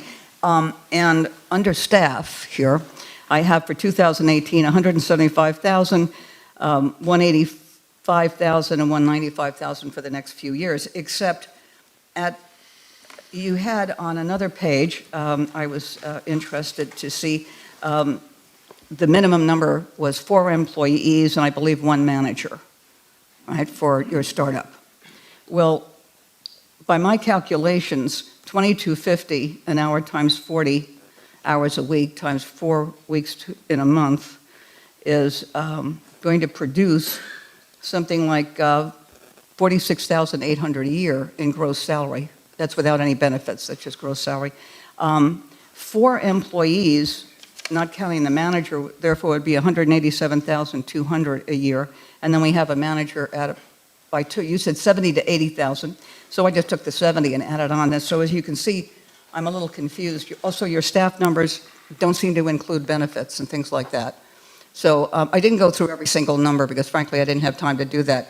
But I glanced at a few of the numbers and I was a little confused. Also, I didn't add up the numbers for 2019 and 2020, but the total for 2018 is incorrect. Using the total that you have entered, you have $696,500. I think somebody forgot to add the $50,000 charitable giving that you included as the last number in your list. You have $50,000 charitable giving for 2018, $75,000 for 2019, and $100,000 for 2020, which is very nice figures, I appreciate. So I just wanted to point that out because I always worry. Again, you remember I spent my life reading resumes, and I found I always had to be careful of dates. I have a funny way of getting changed sometimes. The other real question I have for you is, with the employees that you listed, I didn't see a delivery person. I saw the other types, but delivery wasn't listed. So I'm wondering, are you going to include a delivery person? But much more importantly, my question has to do with, I have 2 questions, one of which has to do with what have you contributed so far in Marin and San Francisco? I tried to look you up online, and I didn't find a whole lot. I got your website. That was nice, but it wasn't very expansive. When I checked you on Yelp and various other sources, I couldn't find you anywhere, at least not in the top 20 or even, I think, the top 40 on Yelp. So I need to know, did I miss you somewhere? Give me a better idea of what's going on. So, Vice Mayor, first off, for the numbers, I'm responsible for those errors. I acknowledge them. I'm not. I agree with everything you've assessed in terms of adding them up and all that. The first year is 2018. We didn't know precisely when we would open for business. Exactly. It was really hard to project when that might occur. In addition, we anticipate people working part-time. Even our hours of operation are flexible at this time. So even the principals behind me, we're not making a penny doing this. So there is a notion of self-sacrifice when you start a company like this. You have to do that. I know, I've started a company, I understand that. Okay, then you know that you get paid last. I know the drill. In terms of delivery, and this is hard, this was also not grafted into it and it's hard to analyze. We are an existing delivering business. All of that delivery would flow into our headquarters in the revenue base of the dispensary here in Cloverdale. So the reason that we don't add in the delivery operators is because we didn't add in the income of the delivery, right, but that would flow into Cloverdale. Yeah. And we should provide analysis for that if we were awarded with a license. Yeah, I was really looking at the 219, 220 figures, which are very close to your 218 figures, and trying to work on that. And it seemed to me that as I explained, your 219 and 220 figures were essentially, for staffing, for example, the same as your 218 figures.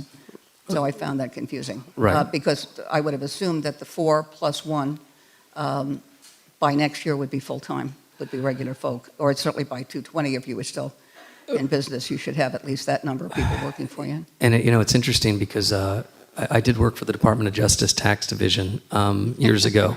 Well, that explains a lot. No. Thank you. I appreciate. I couldn't resist that. That's a nasty old HR lady's joke, and you're very nice to take it. Thank you. What I learned was I don't want to be inaccurate about the income. I'm No, I trying know to be you don't. I conservative know with you my don't. numbers there. I don't want to promise you that we're going to make a ton of money and pay you a ton of taxes and go in that direction. So I'm constrained by coming at it from that point of view. Oh, I understand. In terms of the giving back to the community, I'm going to let Scott and Elise get up to talk about that, but I do want to address the website. I am a lawyer and conservative by nature. I've always encouraged them not to be out very visibly on the web, that it come through word of mouth, through business. Okay. There are stories of government entities cracking down on people that boast on the web. We're not going to do that. The other question, I didn't find ratings. Why would that be? I'll Can let, you give me an idea of your volume in San Francisco and Marin? absolutely, Scott and Elise can address that. Okay, that good. point. Thank you very much. I appreciate it. And once again, thanks for your sense of humor. Of course. Thank you, Vice Mayor. Hi there, Vice Mayor, just to continue on your questioning. Thank you. Wanted to speak to what we've done in delivery. Again, we've been a delivery-only enterprise, about 25,000 deliveries since early 2015. Right. What we focused on in our community, again, not having the facility that's presented by having a brick-and-mortar location. Our ability to give back has been largely at other people's events, including an event that Elise has thrown up here in Southern Sonoma called the NorCal Gala. It was an event to bring together cultivators and other people in the industry to focus on further awareness in the industry, and it's understanding that it's not just the access to the patient side, but also the whole ecosystem that it is, the vendors, the transporters, the testing facilities. And so for us, we've given back many different ways. We've got about 7,000 patients in total that we've been servicing. And so we get asked for a lot of different requests. We currently don't have a formal program with our delivery service where we're delivering resources on an ongoing basis to facilities, but we certainly want to do that in the future. At this point, we've been opportunistic in working with a lot of with a United Patients Group out of San Rafael. We've worked very closely with them. They performed a nursing program at Sonoma State University. It was the first one ever where they were helping to inform nurses on how to incorporate cannabis therapies along with the rest of the therapies that they had currently been trained up on. So largely, a lot of our giving back has been towards furthering education and not necessarily a lot of the marquee things that we know we want to do in the future related to arts, entertainment, and music. But largely a lot of our giving back has been done within the industry. Okay. I think also speaking, if you look up on Yelp, and even though we don't pay a lot of the money for the big placements on Yelp, if you go under California Wellness, you'll see that we're the only 5-star delivery service. So for some reason, I missed you. And that's I'd be why I'm happy to asking. take that offline with you and show you that Yeah, after, yeah. or whatever would work. Shoot me But- something, okay? Absolutely Good, will. thank you, because I've Thank had you. questions. I appreciate Okay, very it. good, Thank Vice you. Mayor. Okay. I just wanted to speak to that as the marketing person. I do feel it's my obligation, our presence out there, but this is still extremely new, and as we said, a lot of our patients have been word of mouth, and unfortunately, stigma still exists, and a lot of our patients are parents and professionals and attorneys and accountants, and they don't necessarily want to put their name out there that they're having cannabis delivered. Also, the cost of operating and to get into the next phases have been tremendous, so I can't even say that I've had huge budgets to give back as a marketing person. I am new to the California Wellness team, but the event that Scott mentioned, I produced last year, and the only reason I was able to do that was through sponsorship money through organizations like California Wellness. And since I've been on board, we have sponsored events like yacht cruises, writing workshops, cannabis yoga, Weed for Warriors, Operation EVAC. Both of those are veterans groups, and we look forward to doing a lot more. But I would listen to the community and ask you where we should spend our money and what you'd like to see from us. Very good, thank you. Thank you. That helps. Councilmember Bailey. Yeah, during your presentation, you alluded to. Could you speak into the I'm mic? trying to, but this binder is huge. Here we go. Very good, thank you. Yeah, during your presentation, you alluded to possibly Cloverdale being the headquarters. Could you just elaborate on that? And the rest of your answers, you actually, Carol, thank you. You hit a couple of my main ones, so. There you go. We don't have a retail storefront. We're a deliverer. We're like lost at sea, so to speak, in the sense. And we would like to have a retail storefront because that'll help define who we are, where we come from. And people, it's so fascinating. There are so many questions in this area with cannabis and education, that's why we've been focused on it, that people will want to come into the store. And they're going to have questions, and we're going to refer them out to doctors if they need recommendations. But they're also just going to have some very practical questions. We've never had that opportunity. That's why we want to have a headquarters. This would be our headquarters. It also means we can now be out-facing. It's a great gateway between California urban markets and also the growers in Mendocino, Trinity, and Humboldt. We anticipate that a lot of our friends up north will want to come down here and stay overnight and consult and have meetings and explore and have questions. So that's also what we mean by a headquarters, that we expect we will be drawing people here and we will be a leader and hopefully a thought leader in the market. Thank you. Any other questions? Okay. All right, all my questions have pretty much been answered. Excellent presentation. Before I open it up for the public hearing on the California wellness, I just want to ask, how many people want to speak to this? If I could see a show of hands. Okay, we have quite a few. I'm going to ask that you're going to get an opportunity to speak one time on this one, so I want you to think through how you want to approach that. You'll have 3 minutes. I'm going to ask our city manager, as you come up, I would like you to sign in, and then your time won't start until after you're done signing in and get up to the mic. So please, would you come on up? Whoever would like to start, I'll open up the public hearing. And I'd ask the second speaker who would like to come on down, and there's an end chair right here, if you would just take that chair.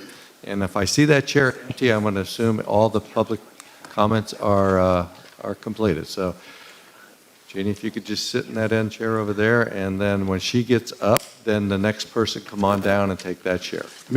Mr. Mayor, and I'll give you the signal at 30 seconds. 30 seconds, so you'll have 2.5 minutes. You get a 30-second, so you can... Yeah, not enough time, but I'll try to get to it all. No, that's fine. So would you state your name and... David Whitaker. Okay, David. And Thank you. I have several things to say. The wellness clinic is only for medical marijuana, and they're just a delivery service. So if you give them one of the slots and only one Cloverdale person a slot, then you're making a monopoly because there's only going to be one place in town to get recreational marijuana. So maybe we should give both of the Cloverdale ones, keep it in town, because they'll probably hire more growers. The people they're talking about visiting are people growing in Mendocino and Humboldt and not here. Cloverdale will keep people here who grow, selling their weed, okay? I've been doing it for a long time. As soon as I got out of the Navy, that's what I did. There's so many things. Yeah, they want to deliver, they could just get hired by the 2 clubs from Cloverdale. We got to keep it in Cloverdale, okay? These guys, I mean, I listened to them, and they did a good spiel, okay? They never answered a question I'm solid. going to ask you, please, out of respect to our speaker, please withhold your applause, please. Continue. Thank you. I listened to them, and it sounded like a lot of ifs and ands and buts, no straight up stuff. They're a delivery service. The reason they got 350 and all that other stuff, they've been doing it for years. They know how to do it. They got 3 lawyers here. The people in Cloverdale are not lawyered up. They're just people looking to do what they've probably been doing for a while. So I think you should look at it that way. I wrote so many things down. Marijuana is a cash cow. If these guys aren't making any money, what, our kids need Pilates classes? They said for the Boys and Girls Club. You know what I mean? I listened. I know you guys are all as smart as I am or smarter. And yeah, they got a good presentation, but they're not Cloverdalians. So they know people. That doesn't mean they're from here. I think you should stick with the 2 Cloverdale clubs, and you need to watch them. you're going to have to watch them. You know what I mean? You're just going to have to watch them. You need to hire somebody who knows the business to watch them. But you need to stay in Cloverdale and keep it Cloverdale strong. There's enough pot around here for Cloverdale to take care of it. And please don't make a monopoly. Don't bring in the big business like Reynolds and make it addictive. Pot is not addictive, but if you let people who are in it for the money and want to make it addictive, that's big business. Please don't bring big business into Cloverdale. You've got 30 seconds. Okay, thank you. Thank you. Okay, Jeannie, with the next, please withhold your applause, thank you. The next speaker, come on down, please take that chair. Would you sign in first and then sign? Okay, Jeannie Cox, Cloverdale. Just briefly, I have a concern of the location of the outsider business, California Wellness. There are current tenants upstairs in the Antiques and Uniques building. What impact is this going to have on their building, on their business? Have they been brought into the conversation at all? I know certainly I have nothing against the cannabis industry, but I don't necessarily know if I would like my business in the same floor area of a cannabis dispensary. Good. Thank you. Okay, next. The next speaker, please come on down and take that seat so we know. I've heard a lot of talking about being in Cloverdale. Could you state your name, please, for the record? Oh, I'm sorry. That's- Robin. Robin, thank you. I'm 60 years old, and I grew up here. I was gone 7 years to college, out of state, and the rest of the time, I've lived here. So I think I know Cloverdale, too. And I was in the health field also. I have to commend you. I think they did. Please talk into the microphone. Thank you. I And have talk to- to the council, please. Okay. Thank you. I have to commend Wellness. I think they seem professional. They did a great job speaking. And what I liked about it is that it sounds like they do want to run it as a business, not just, you need pot, here it is.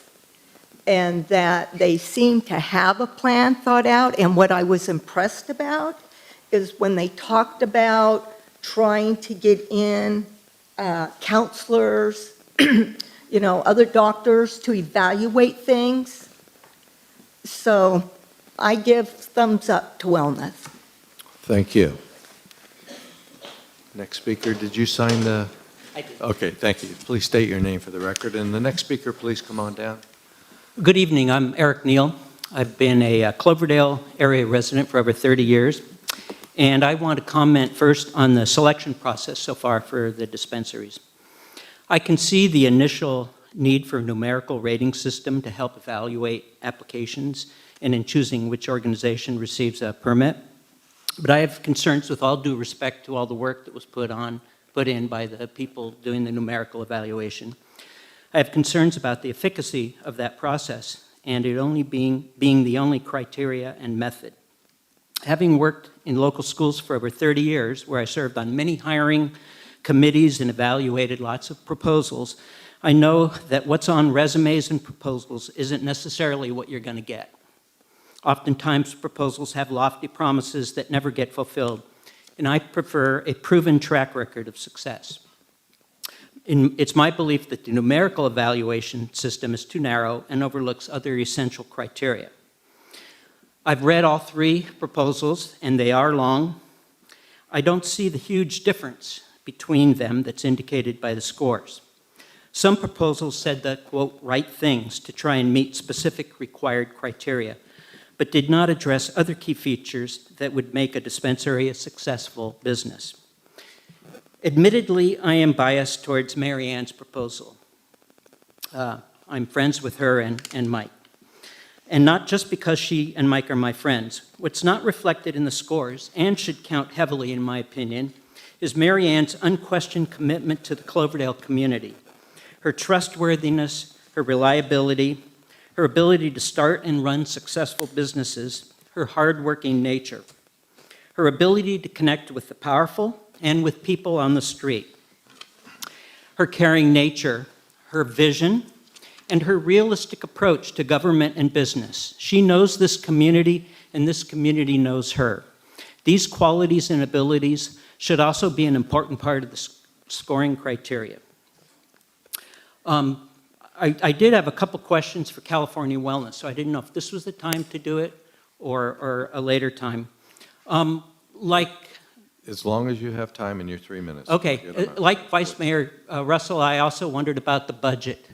You have 30 seconds. 30 seconds. to I wrap. saw that they had 5 managers earning $70,000 apiece, and that they would have 5 representatives, including a delivery representative, earning that wage. And it came with both combined to over $650,000 a year. And I wonder how a medical cannabis dispensary can justify spending that much money on staff, how that would work financially. Okay. Thank you very much. Your time's up. I'd like to give you a minute if you'd like to address those questions, if you have somebody that wants to say something on that, please. I'll just repeat my prior comments in relation to the financials. I'm looking at a half of a year in 2018 with half of the amount of hours that we'd be working being part-time. So we very quickly get down to about 25%. I also acknowledge that some of the numbers are not accurate, like I said previously. So I just want to put that on the record. Okay, Thank you. well, thank you. Okay. Okay, I don't see anybody else here. Did you want to speak? Please. We're talking about California wellness right now. Yes. That's good. That'll come up at the end. Yeah, okay. All right, well, anybody else want to address the city council on California wellness? Okay, seeing none, I'm going to close the public hearing part of this, bring it back to council. Any final question before we go to the next? Okay. At the end, we will have a time to talk about all of them, okay? So I'd like to go ahead now, if you mind, maybe go sit somewhere else there. And we'll ask Quonset Botanicals, please, to come down.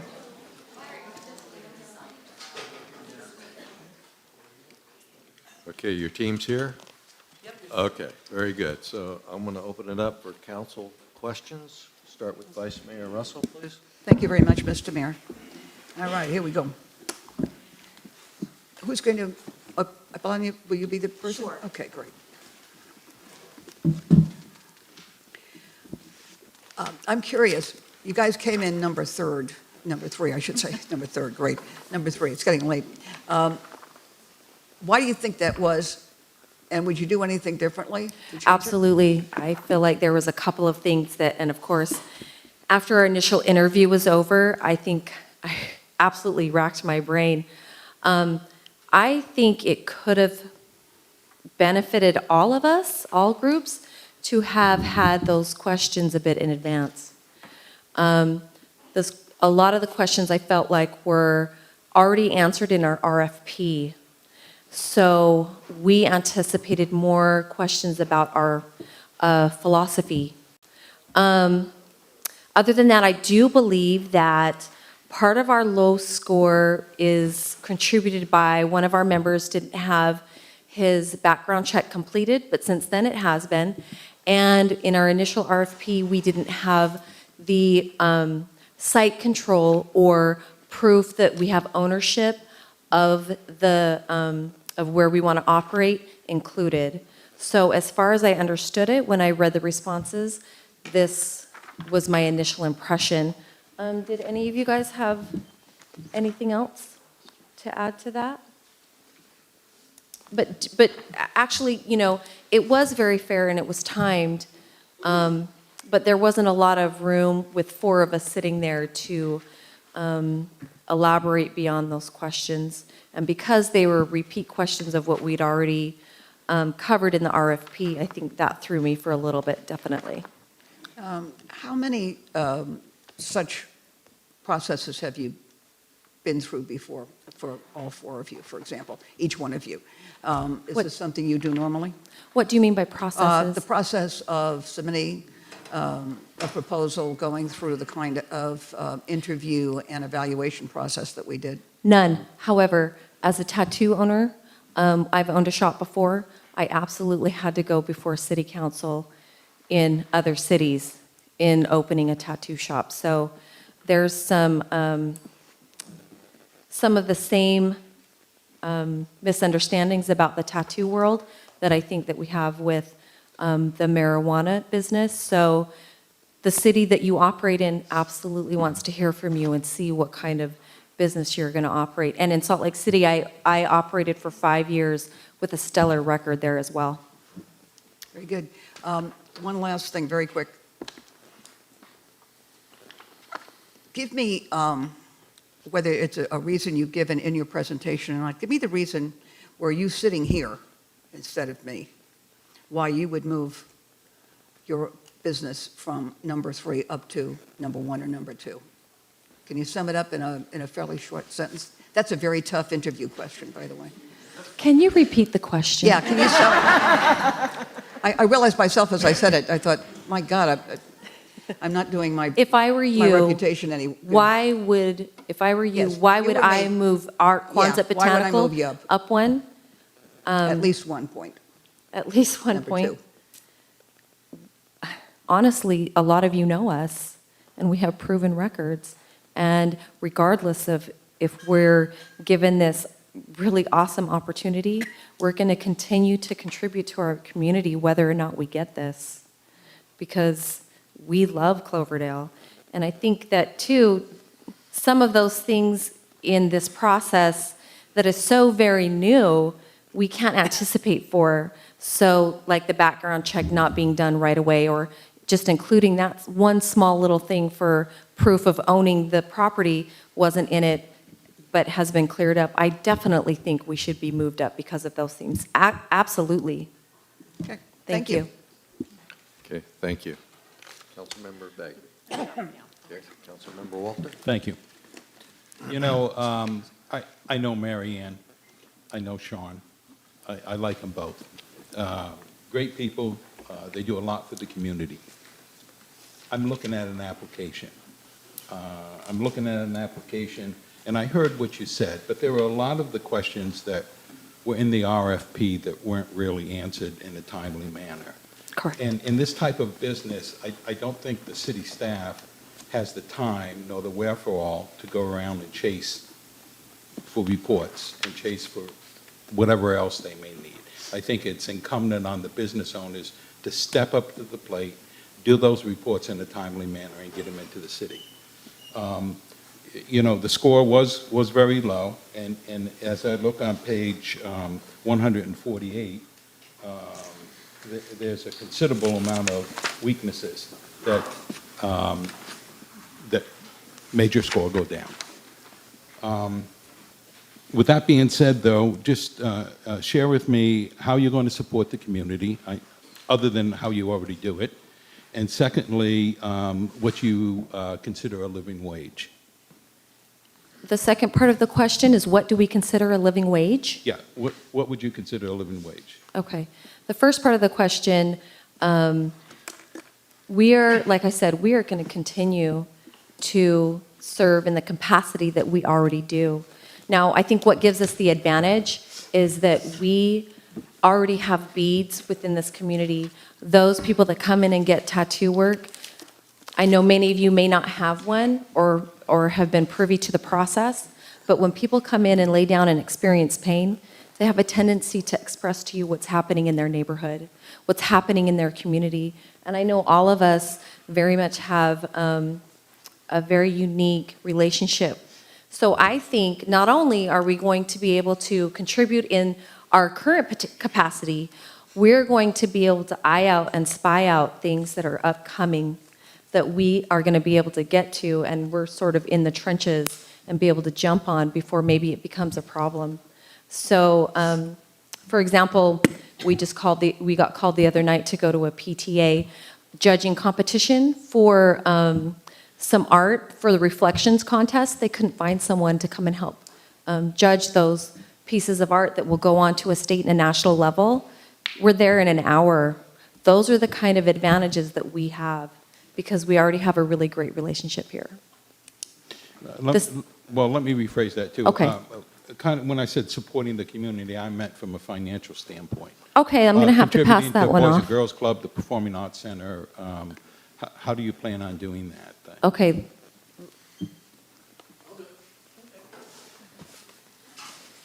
Mr. Mayor, members of the council, city staff, Chief Parker, thank you for your time. Great question. I think as it is already well known, cannabis business makes money. When you have money, it's easy to give money to appropriate places. I think that, I think again, our reputation precedes us. Giving back, it's not a problem. It never has been. I would expect that it will continue. And with, the add extra income, it would very much increase. We're very aware of what's going on in the community with the Boys and Girls Clubs, with the school districts. We're going to put our time and our resources and our money exactly where Cloverdale wants it and where they need it. If I could, a living wage. Well, that's a difficult question. My living wage, I anticipate, is much different than perhaps Mr. Kelly's. I would expect that everybody be able to pay their bills. I know we have a minimum wage in effect. We certainly had established that right away we would be paying at least a couple bucks above minimum wage. Again, cannabis is a real opportunity. I can't very well anticipate that anyone here would line their pockets and watch anybody else struggle. So again, in respect to living wage, I think we need to be realistic. We need to be honest. There's a minimum wage that's established for a reason, and we very much anticipate being well above that. So, and if I could too, if I had just a moment longer, I don't know, I kind of wanted to address some of Vice Mayor Russell's questions as well. And also Councilmember Walters, in respect to the process, largely, at least on my part, there was a little speculation, to be honest. We didn't really know why we had gotten such a low score. I, of course, read the responses there and things, and I see that there are some weaknesses. However, in respect to certain items like background checks, we've been working together now for a long time. As you all very well remember, there was some confusion about who's getting a background check, how much do they pay for it. So to our, in our defense, once we were better prepared, and we got that taken care of right away. But the process was something that, and Mayor Russell, you had asked if any of us had experience in a process like that. Boy, no, nothing at all like that. We have been through some, I know Marianne as well hasn't jumped up to say I've been through a process like that. She ran that brew pub for a long time. I've never seen a process like this. Now, I do respect the process, and I believe that it's essential in garnering trust and helping us all feel confident and comfortable about this. It's new, and a lot of us have no idea. I'm sorry. Yes, sir. 30 seconds, please. Okay. So again, I anticipate that we lost the points because of the lack of a background check and the lack of, and again, Mr. Walter, I respect that, yes, you do those things in a timely manner. However, there were deadlines and time frames that throughout the process, we've had some folks that have said, take your time, work this out. We've had other folks that say, no, we want it now. So we did the best we could to try to meet everybody's expectations. Thank you, Sean. So thank you. Thank you. Okay, any other questions? No. Council? Okay. So I'm going to... I have one question for the team. Okay, certainly. I was just curious, when you all introduced Christine Garland as a team member. Is she a principal, or is she, she's not a principal? Okay, thank you. Okay, thank you. Okay, I want to open the public hearing now and take a show of hands, how many people would like to speak to this? Yeah, see. Okay, I'd like to remind you, you're going to have one opportunity to speak. You'll have 3 minutes. We're going to time it. And 2.5 minutes, we're going to give you 30 seconds so you have time to wrap it up. I would ask that once the speakers come up, a second speaker, please take that corner seat so we know you're ready. When you take the corner seat, if you could just sign your name, and you'll be ready to speak. So please come on down. We've got our first speaker coming down. Okay.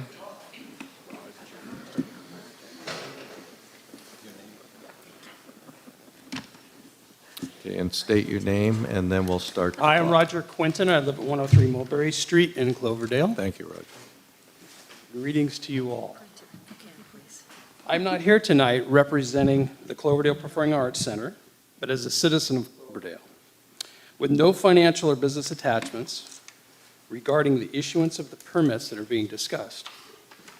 I remind the council and all of you on the dais that shopping local and supporting local business owners, has been a long-standing mantra in our community. There are Cloverdalians that have helped countless people in this town, as well as the city, to thrive and have spearheaded numerous civil projects over the last 35 years. Whatever your political views, there is a certain amount of respect that one is due for their efforts. For example, the building we all enjoy and where we are currently sitting would not be a reality except for the tenacity and drive from one individual. Yes, it was a community effort, but it takes one person to start to push the wagon and to keep pushing, and push she did. There are other civil projects that were in Mary Ann Brigham's wagon that she pushed up the hill. Sometimes the wagon may have been too heavy and the hill too steep, but she corralled others to help her keep the wagon from running her over because she would not take no for an answer. I see some of those wagoneers here tonight. We helped because we believed. Mary Ann and Mike have run many successful businesses here and have been champions of supporting both people in need and the community at large. At this moment in time, when integrity, the spirit of fairness, and a dedication to our community is a defining value, I submit that Quonset Botanicals be given serious consideration. Thank you. Thank you. Okay. Next speaker, come on up. And anybody that would like to speak, please take that chair and sign the tablet there.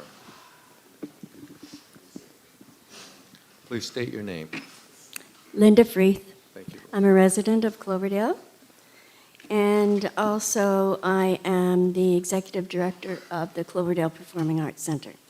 And I'm here tonight to, actually my remarks are intended not only for the council members, but for the voting citizens of our community in the city of Cloverdale.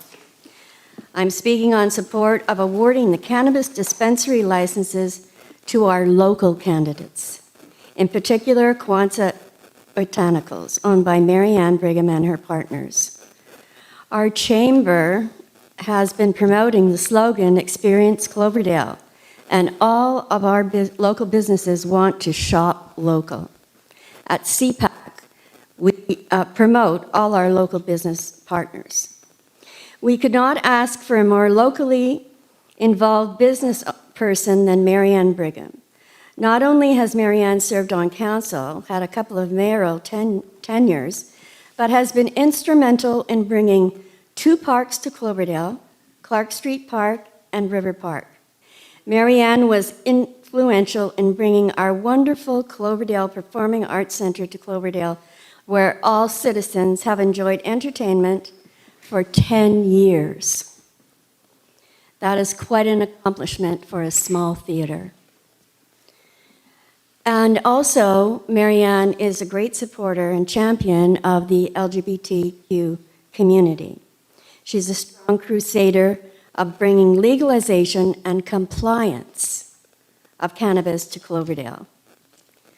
And listen now to these remarks, both council and voting members. Mary Ann has owned 3 businesses in Cloverdale over a 40-year period: the print shop, the brew pub, and a photo lab, the first of its kind in Sonoma County. Women were very comfortable enjoying a meal or a drink at the brew pub because they knew Mary Ann had their back. Harassment of any kind was not tolerated. Safety has always been her priority and will be so. Marianne has employed over 60 local employees during her ownership of these buildings. You have 30 seconds to sum This it is in support of 60-plus families.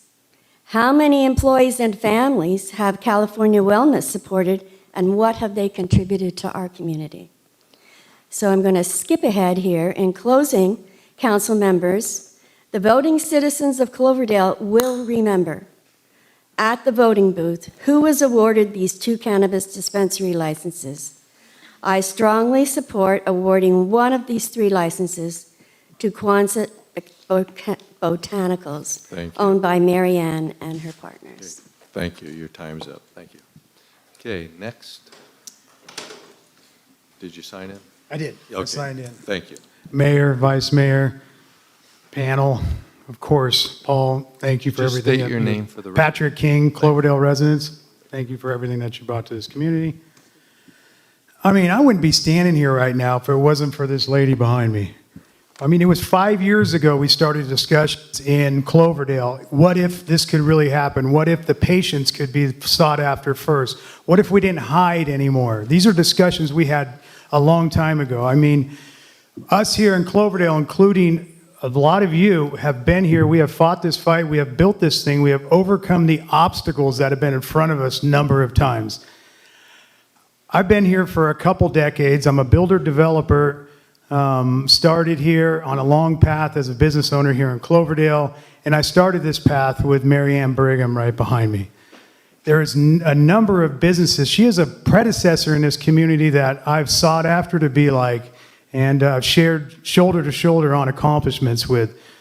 She is not a failure amongst us. She's a winner amongst us. She's Cloverdale, she's local.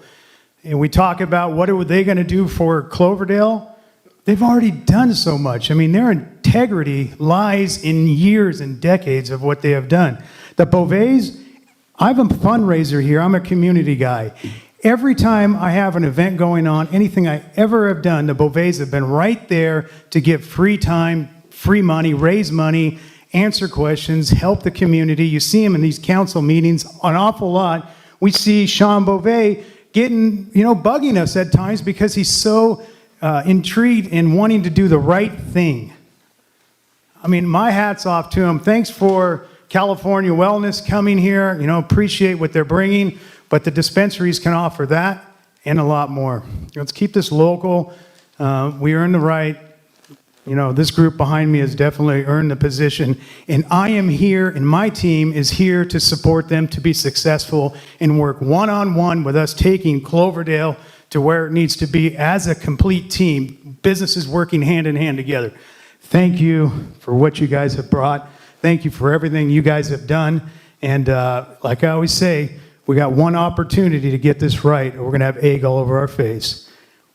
We locals are going to make sure we don't have egg on our face. Thank you. Okay. Good evening, Mayor, City Council, and panel. I'm a recent Cloverdalian, if that's the word. My name is Marta Cruz, and I am here to address 3 points. One is experience Cloverdale, as the Chamber has said so many times over and over. Number 2, it's inclusiveness. I have not seen any group address the issue of inclusion of all of the community in Cloverdale. I am a Latina, and I would like to see Latinos involved, and I would like an approach to the Latino community. Either it is by employment or by participation in civic engagement. I have taken upon myself to be part of this community and to become a new civic leader here in this community. And as a consequence, I hear this application process complaint from Council Member Walter. And as a member of a minority group, application process has been always an issue. You didn't complete all the wording, you didn't answer the question properly, You may have an accent, they don't say so, but I know so. So I think that given the track record of group number 3, perhaps it should be moved up. That's my comment. Thank you. Thank you. If anybody else would like to speak after this next speaker, please come on down and take this seat. Good evening. I'm Cynthia Grant, and I've lived on Pine Mountain for 35 years almost, and been in Cloverdale 45. A lot of the things I was going to say have been said, but I'll soldier on. The Cloverdale City Council's and Chamber of Commerce's mantra has always been, keep it local, shop local. Unfortunately, city staff hasn't taken this message to heart.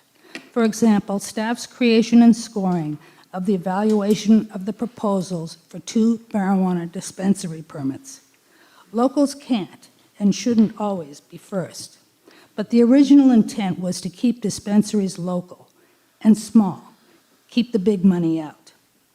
The valuation devised by staff gave no importance to or awarded points for the applicant's connections to Cloverdale or the trust the community places in them. Trust is crucial in business, particularly in regard to dispensaries. California Wellness is self-described as a nonprofit. Its proposal states all of the company's revenue in excess of expenses will be given to charity or remain in the company itself. I'm not going to read the rest because it was covered. I don't know Patrick King personally. He appears to be a vital and very generous member of our community. But I do know Mary Ann. Over 35 years, she has owned several long-time successful businesses, employed many Cloverdale residents, donated thousands of dollars and hours to community organizations and events, was responsible for getting the town playground renovated and safe for children again, was instrumental in the creation of River Park, founded the Cloverdale Center for the Performing Arts, and in the process was responsible for restoring this very building where we're meeting tonight. And as a city council member, she did the enormous amount of painstaking research and groundwork necessary to bring medical marijuana to Cloverdale at the request of her constituents who have made her, I believe, the top vote getter in every election she's entered. We're urged to keep it local and shop local, but too often Cloverdale businesses and their owners are left in the dust. That's wrong and results in failure. A recent example is the now defunct Certified Farmers Market. Local farmers were discouraged. They were crowded out. The market was taken over by commercial outfits and eventually You have 30 folded. seconds, please. Local residents wanted to buy from local farmers. If they wanted to support agribusiness, they would have gone to raise. Ask yourself this question tonight.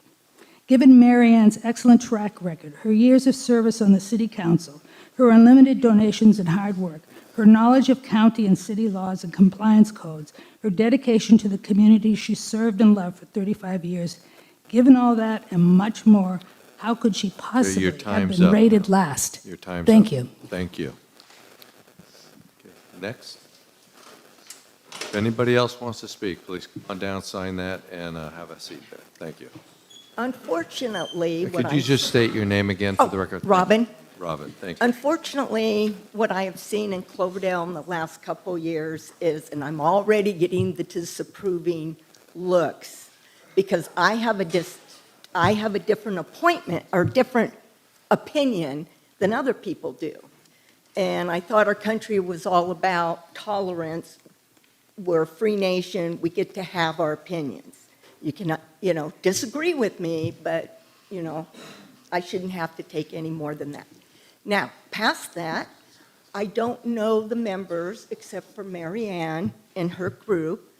I admire the woman. She's a successful woman, and I like her. And I know this will bring a lot of bad faces to me, but I got broad shoulders. This dispensary, and I'm not saying she isn't a successful businesswoman, she is, but I think we have to look beyond popularity on the dispensaries. I think there's a lot more going on with them. But I do admire her. Thank you. Thank you. Okay. Next. Hello, everyone. I'm Ken Knight, and for the last 13 years, I've lived on River Road. I came here, and most of the retail sector was for lease, and the bypass had gone through, the recession had started, and a lot of people started evolving with progress. I was one of those and had some fun doing a store for a while. I want to, on the topic of business aspects of raising sales tax dollars, just want to raise one issue that I'm not sure the details about how you tax marijuana. Excuse me. But when you ship something out of to another area, even if it's another city or another tax district within the same state, that district and that city gets to earn the sales tax dollars where it lands, where it ships to. So if you've got a business that's trying to ship most of their product out, be aware that those sales tax dollars generally land, if they land in another city, they might be landing there. They may have changed the rules for marijuana, but I don't know. With regard to, you all know that I was one of the recommending letters for Mary Ann's character reference. I came here and didn't know anyone. I went down to the print shop and she let me help build this. I painted that wall above you, that ceiling above you that was on a scaffolding, like a lot of us did. And beyond her popularity, I would say, not just to hers, but all the people in that team, I will tell you, are efficient, regardless if they can't comply on schedule with perhaps a presentation that is a scored situation. But sometimes you can shape the results of a score by the questions you ask. So I don't know who made all the questions, but be aware that when you're doing a poll, you can often shape the results of the poll by the questions that are created. That's about all I have to say, is that I encourage you to support local, hardworking, efficient, compliant operators. And, you know, it's like a gold rush, this marijuana thing. I don't know. I'm shocked that you're even doing it. I'm not from a state. I'm from Texas. We don't do that. It's very Republican down there. And I came from I'm happy to be a part of a, 30 seconds. 30 seconds. I'm happy to be a part of this community and have enjoyed being a part of a small town after living in a 7 million member area like Dallas. But again, I encourage you to stay with the local people. Thank you. Thank you. Okay, next person. Hi, my name is Louise Grady, and I have two questions. As a grandparent with a child who attends Washington School, and I know there's the setback, I was hoping that Mary Ann and her crew could justify to me their choice of location. It's on the boulevard. Children walk past it all the time on their way to and from school. And my other question was, how do you plan to secure your location? It's a quaint, cute little building now, but you're going to have to make some changes to it, and I'd like to know what they are. Thank you. Thank you. Would somebody from the team like to address those two questions?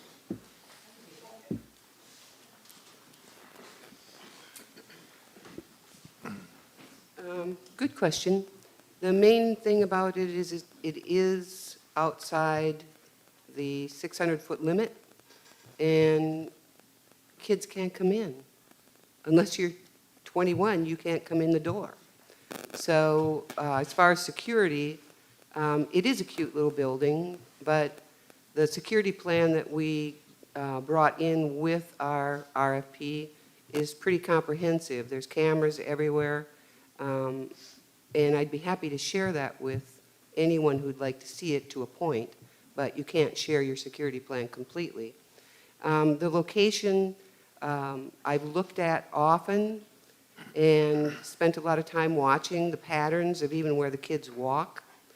And most of them do not come across the street there. They go on the other side of the street where the wellness center will be. But also, more kids, I'd say, walk by the liquor stores and they can actually walk in there and buy candy bars and stuff. There's not going to be any accessibility for children to enter that building, ever. Great. Thank you so much. Okay, next speaker. Anybody else want to address? Please come on down right now. Take that seat. Thank you. I'm John Wilson. Like they say here in Cloverdale, I'm a newcomer because I've only been here since 1990. I was one of only 4 owners of Cloverdale Realty. I was the 3rd one before I sold it to Bill Andrew, who currently owns it. For full disclosure, I raised my kids with Diana's kids, so I know her. I've known Marianne for a long time. I was the coach of the Cloverdale Chargers for 16 years. I coached a lot of her nephews. Like Vice Mayor Carroll, though, I am a numbers man. And I recently was talking to Bob Jacob. He's the mayor of Sebastopol and also owns a dispensary. And he told me before January 1st, he had 150 customers a day. Post January 1st, he has 300. If I heard their presentation right, it said that they were going to have 25 customers a day, but then you're going to be paying all these salaries. Yes, they were impressive, and you guys all acknowledge that, and I acknowledge they got CEOs and lawyers, but you're not impressive if your numbers don't match up. So I'm not going to criticize the scoring system. Paul is a very capable professional. He's done a lot for the city. But if your score is based on numbers that don't add up when you come here, and you don't take into consideration all the community stuff that the other teams have done, that the other speakers have already spoken to, then maybe that scoring system wasn't the greatest. That's it. Thank you. Okay, I see nobody else down here, so is there anybody else that, okay, I'm going to close the public hearing on this one, bring it back to council. Any final questions before we go to the next one? Yes. You do, okay. Councilmember Walter. Thank you, Mr. Mayor. I want to echo what Robin said. This is not a popularity contest. I know what Marianne does for the community. I know what Sean does for the community. The applications were submitted, and that's what the decisions are made on. But I hear what everybody's saying, and quite frankly, the threat of not being reelected is not a threat at all. I've been on the city council for 16 years, and I've heard it many a times. And if I'm not reelected, I'm not reelected. But we have a decision here to make, and the primary decision is based on the applications. And I'd like a little guidance from the city attorneys as far as how do we factor in the praise that Marianne gets, well-deserved, into our decision-making. But I would like to hold that answer until we finish this process. Okay. If it's okay with you. We won't lose track of it, but I just want to, any other final questions before we go to the third one? Okay. So, City Attorney, if you could just make a note of that, I'd like, after we finish this process, if you could address that. Thank you. Okay, so if you guys would mind vacating those seats, and I would like to ask the Red Door Remedies to come on down. Okay. We have the team in place, so I'm going to open it up for City Council questions or comments. We'll start with Councilmember Bagby. You have anything for Red Door? Nothing right now? Okay. Councilmember Walter. I do. Very good. Okay. A very nice presentation. I also like your location that you picked out. That's the key entrance point to the south side of the city. And I think it's really important that it reflects a good image of Cloverdale. And I appreciate the name and how you're going to make that look on that intersection. I'd also like to hear how you plan on supporting the community, referring to the Boys and Girls Club, referring to the Senior Center, whatever you have in plan, and how you actually plan on paying your employees the living wage factor. And then one more question, if I could. You mentioned with those little bags, you're going to put information in those bags for your customers. Where are you getting that information, and how factually correct is it? Why don't you come on up and go ahead. There are several local, state, and international organizations that we can get that literature from. For instance, there's Americans for Safe Access, there's the Sonoma County Growers Association, there's California Growers Group and associations, and like I said, international groups, and they're fairly accurate. And it's based on information that they've collected along the way, and I don't know what independent reporting agencies they use for that information. But we're really looking to share more of an educational experience, that it's not just about the THC, it's not just about the CBD, but there's other value to that plant, and that's kind of what those cover. And safe dosing guidelines and responsible consumption guidelines. We feel that's really important to share with those customers. It's ever evolving too, so I think by being in touch with these different agencies, we'll be able to stay on top of what they find out, what the new findings are, and new products and things that come out. Something about wage. The living wage, how Yes. you were planning on paying your employees? So, as it's outlined in our proposal, and kind of like Sean was saying, we know that minimum wage really isn't going to cut it here. We're looking to start someone with not as much experience, a couple bucks over minimum wage, but someone that comes to us with better experience. We're looking to go as far as $25 an hour to start with those types of folks, and add to that a benefits package. And now I forget the first one. The first one was how you're going to How are we support gonna the give- community? Oh, support the community. So that's why we have our little community liaison. I think we're going to support the community by staying in touch with what Cloverdale needs, and also There's a couple soft spots for my family. The Boys and Girls Club, for one. Patrick's mom and grandfather actually were very large supporters in the Alameda area. So that is one that's very close to our heart, especially where the child care issue comes in. I don't know if there's fundraising efforts for that, but we're kind of keeping a close watch because my kids went through that program. That's extremely important to me, as is this Performing Arts Center and the boosters here in Cloverdale. Those are kind of our top groups we've looked at. And we also wanted to implement a program where we're not sure exactly how we're going to do it, but maybe like round up $1, and then we'd like to give free medicine to vets and terminally ill people and low-income people, so that we'd have a program where they could come in and actually get free. Free or low-cost product for themselves. So we're medicinal as well, we're both, yeah. So Thank you, James. Anything else? Okay. Vice Mayor. No, I'm fine, I don't have any questions. Okay. Okay, if you would, just go ahead and sit down, and I'm going to, the same rules, I would like you to, how many would like to speak on this one? Casey? So come on down, please sign the tablet, and while one speaker is up, if you could have a seat here, I'd appreciate it, and sign the book. And we won't start your time until the book is signed. Very good, thank you. My name's Jackie Rose, and I've been named Community Liaison for Red Door Remedies. Sammy, who left a student, was one of my students. I've taught for 30 years in Cloverdale, 26 years in Cloverdale.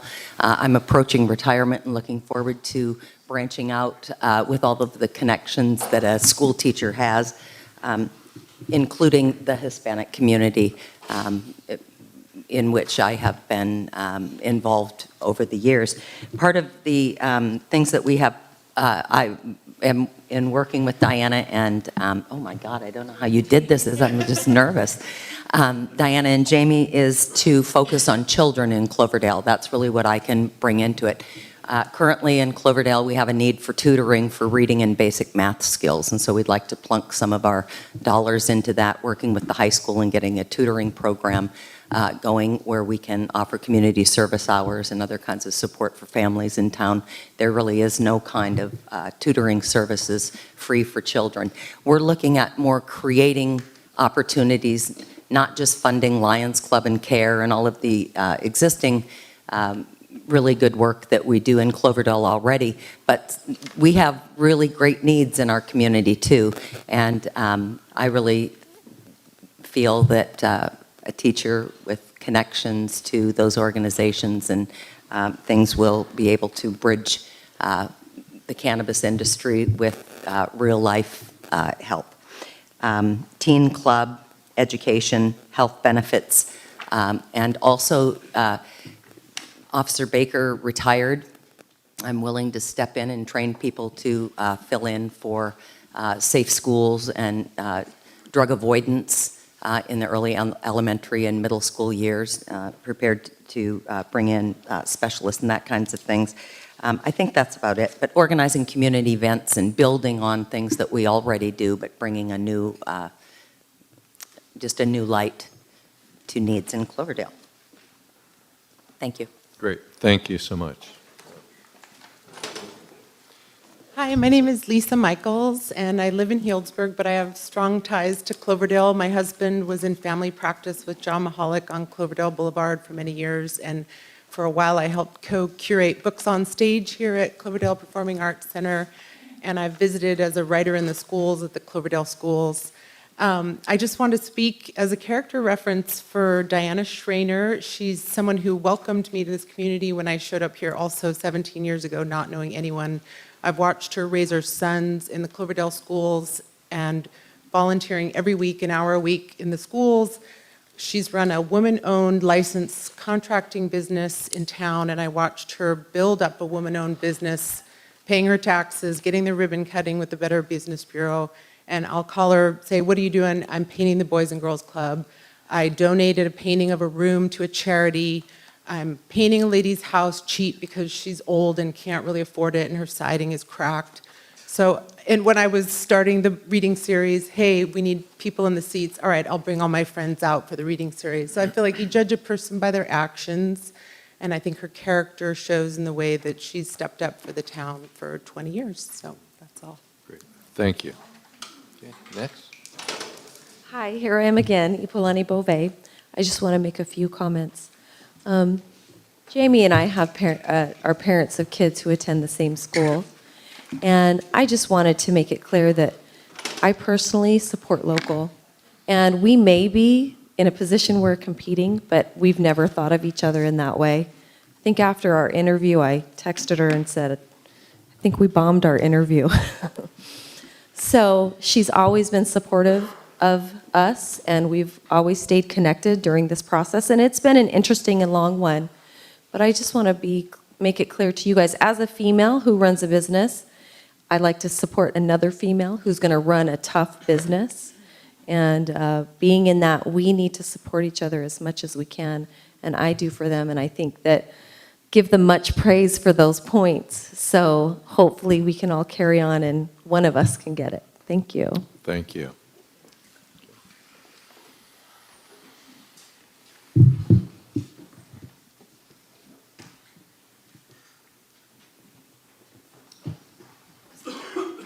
Good evening, Mayor, council members, panel. My name is David Barry. I'm a lawyer at Abbey, Weitzenberg, Warren, and Emory. I am here on behalf of Lou Viveros, and I am here because a lawsuit has been filed by me on his behalf in the Sonoma County Superior Court. Among other things, the claims are that he is an owner with Ms. Schreiner and Ms. King in a dispensary pursuant to a written partnership agreement, that once it became inconvenient for them to have him as a partner, he was the money man, among other things. He's got a lot of experience with business. They froze him out. I realize I'm not popular here tonight, and that's okay. But the point of the matter is, when you're considering this application, you ought to consider the fact that pending in the Sonoma County courts until it's resolved is going to be a claim that rightfully he is an owner with them of this business, and they have breached their fiduciary duty by freezing him out. And so that's not going away today or tomorrow.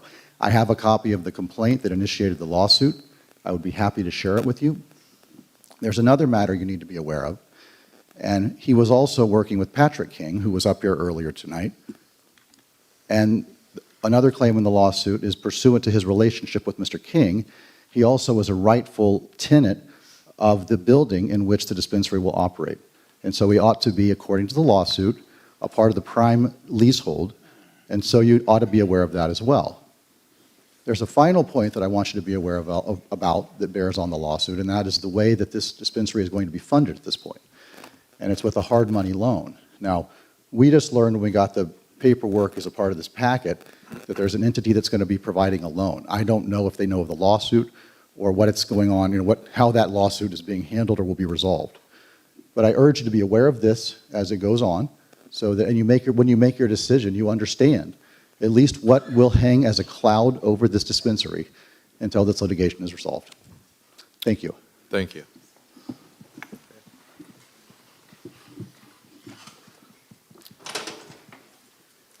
My name's Heather Gladden. I've had the privilege to work for the Kings. I've known Diana for about a year. My mother has been a part of this community. She served with you guys on the council. I am starting up a business here myself in town. We got to keep it local.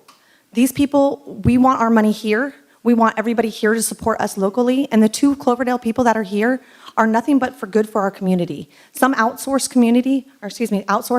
company that comes in and knows nothing about our community just by hearsay of friends. They don't live here. They don't deal with the day-to-day aggravations as us in the community deal with. Just please, in your consideration, think about the locals and what we want too. I know you guys are looking out for the best of the city, but we here also want what's best for us.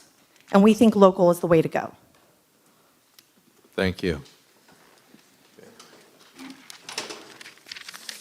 Good evening, Council. My name is Matt Ben Scoten. I've presented in front of you a couple of times before, and I appreciate the opportunity of being an open council and being able to communicate effectively with your community members. I'm new to this community. I've been here for a little over 2 years, and it's the group that's standing behind me that welcomed me with open arms into this community and allowed me to feel comfortable in voicing my opinion and engaging you guys as a council. I think it's extremely unfortunate that we have a couple of individuals that need to put unbiased lawsuits in front of you tonight in making a judgment on this particular group. Ultimately, I think you want to judge their character and not these unbiased claims, because I think they are true, individuals and Cloverdalians that we should respect. Thank you. Thank you. I don't see anybody else down here. Is there anybody else? Okay. I see them. Is anybody else after this gentleman? Please come on down and take a seat if you would like to speak after this gentleman.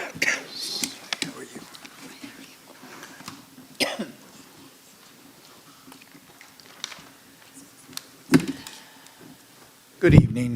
My name's Gary Zarski, and I moved here to Cloverdale in 2005. And for the past 48 years, I've worked all over this country. And I was a Division I head basketball coach down in the San Diego area, and I had the #1 high school team in the nation, in California in the nation. I'm an inner city coach. But where I'm here tonight is after I got done with the coaching, I went into the legal aspects of drugs and everything else, and I started drug clinics with police departments down in San Diego, and eventually got around 6, 7, 8 other states, and I raised millions of dollars for schools, including colleges, high school districts, elementary school districts. So my experience has been 48 years in this area, and one of the things I want you guys to be very aware of is I'm not against the marijuana itself. Please Okay. address it to the council. So what I'm trying to tell you is you're going to have some policing issues, because I've seen it all over the country. It hasn't been brought up here today. Nobody's mentioned it. Colorado's having some issues now. Oregon's having some issues now. You have a small police department. I'd like the chief to maybe address that for us in case you're going to have some criminal issues, legal issues. And second of all, in fundraising for school districts and universities, one of the first things schools will do is they always shied away from donations from alcoholic companies, especially in California. Even though somebody pointed out here today that only 30% of the people are against this marijuana legalization, when it comes to schools, for example, receiving donations from cannabis or receiving donations from alcohol, they shy away from it. It brings out a lot of criticism. Now, the laws are changing, the culture is changing. So there's a good chance that that's not going to be an issue, but it's something for you to think about if you're on the side of the schools. Being a coach, dealing with inner city kids, I can tell you that anything that's in a school area is going to attract kids. You have 30 seconds. It's going to attract kids.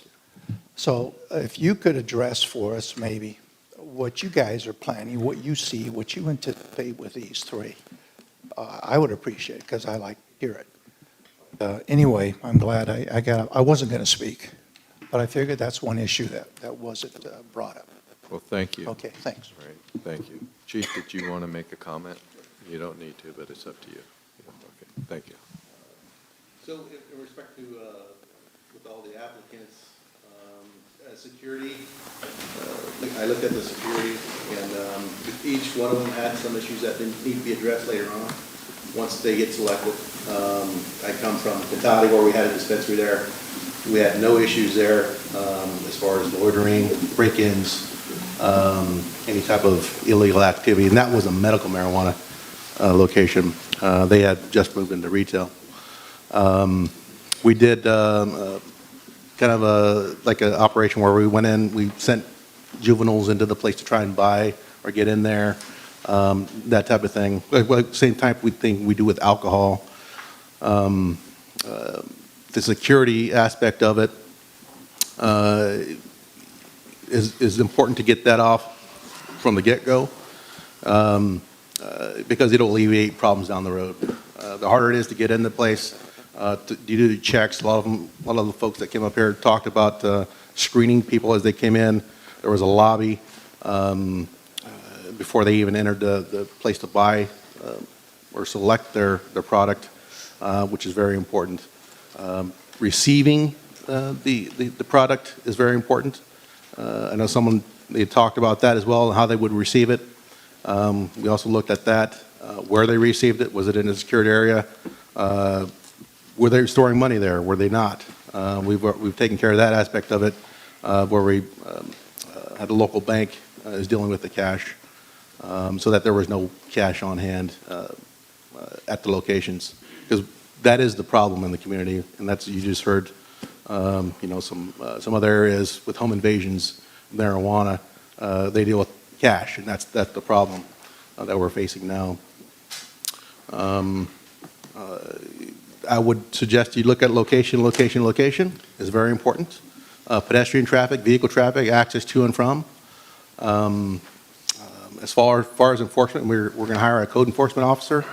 We just had an interview about a week and a half ago or so to follow up with each of the proposers or whoever gets the award to ensure that their employees are background checked and currently licensed. We're issuing ID cards to each employee that we're required to wear at all times in the facility, on and on. And I don't know if that addresses a lot of your questions. Chief, thank you. I appreciate that. Sums it up nicely. Thank you. Keep going. Okay. No, that's very enough. You really did a nice job. Thank you.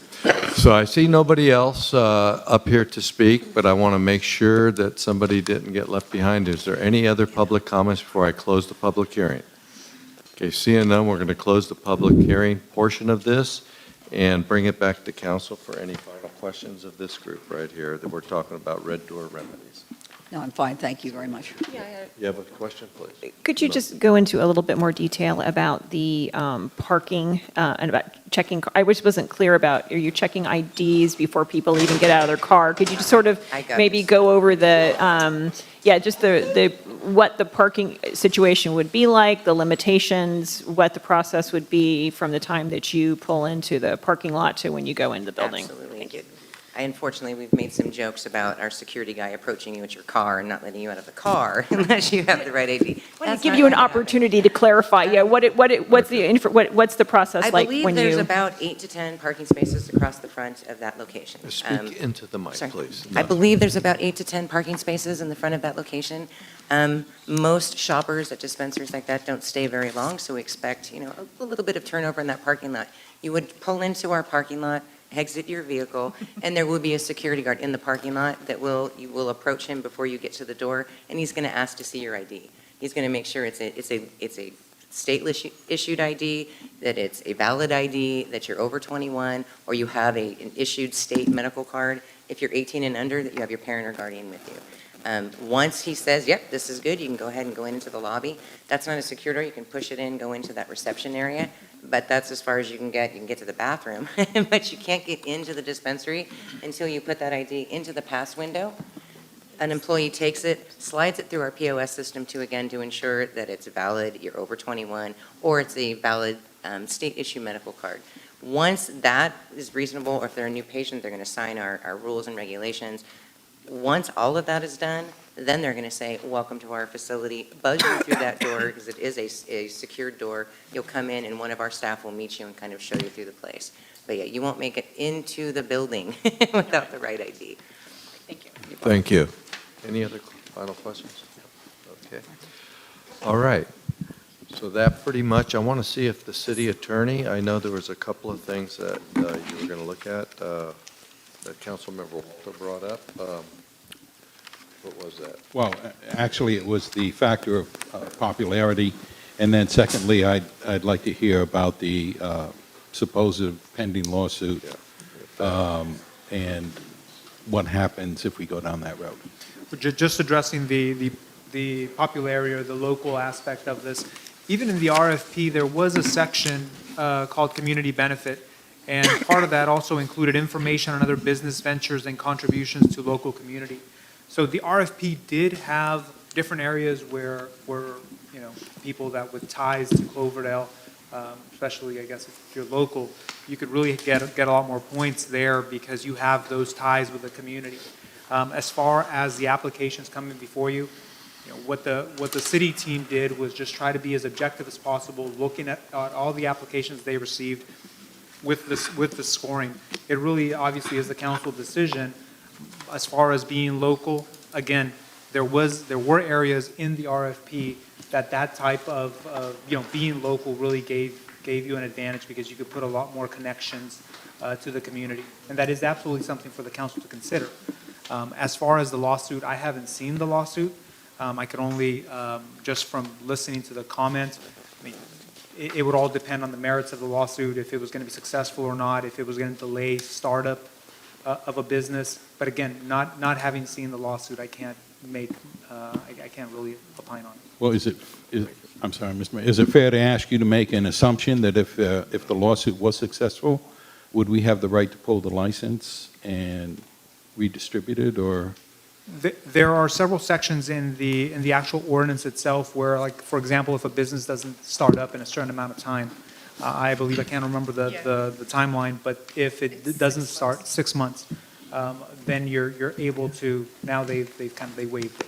So then you could go ahead and that's a permit you could issue. And you get, if one of the permittees, if someone who was awarded the permit didn't start up in 6 months, council wouldn't have to restart the whole process.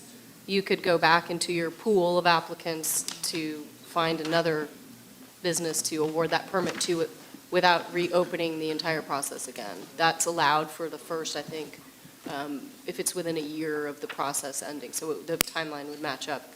I just want to make one point on the community benefits piece. If you do, I'm sure you're all familiar, but the scoring, that was 25 points, essentially. The security plan, the business plan, and the facility and site things were scored much higher, which was a decision, obviously, of the committee. Thank you. Any questions? Okay, so I know there was, excuse me. Yeah, I know there were some questions that some of the people out here had regarding some general stuff. So I'm going to go ahead and reopen the public hearing now to address anything, last-minute questions, then we're going to close it, and then we'll go into deliberation. So.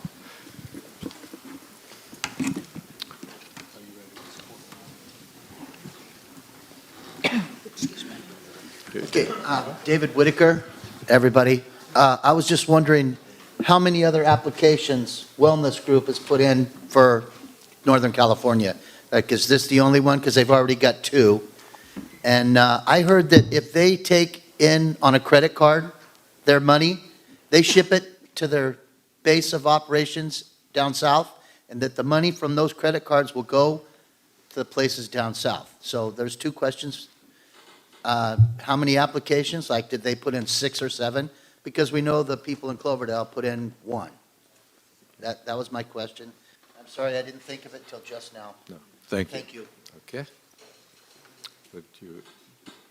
I'm not going to require you to answer that, but it's up to you. If you would like to take a moment to address those questions. Yeah.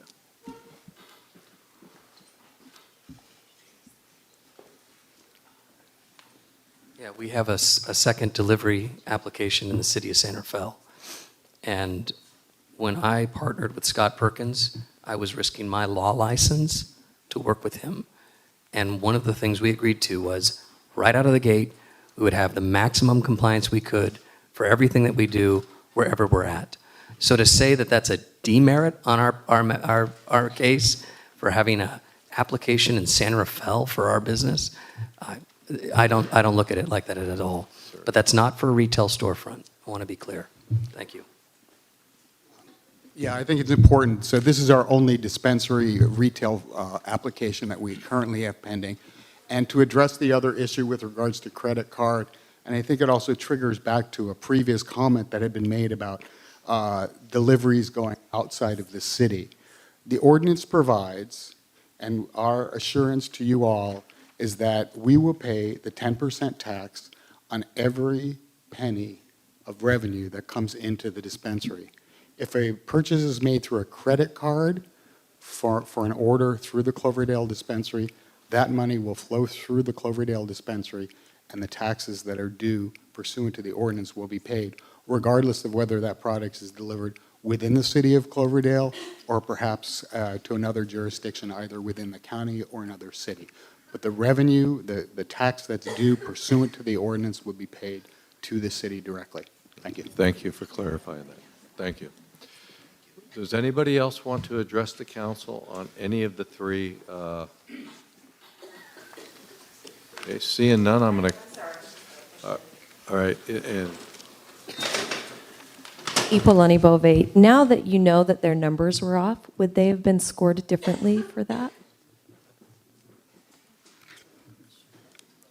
yeah, I don't really think it's appropriate to address incorrect responses in the RFP because there would be a long list for each applicant. Right. I'll just say that. Yeah. Nobody had a perfect RFP. So thank you. Okay. Any other final last questions? Because I'm going to close the public. We're going to go into. Yeah. Did you want to? Would you please sign the book and then state your name for the record? You'll have 3 minutes.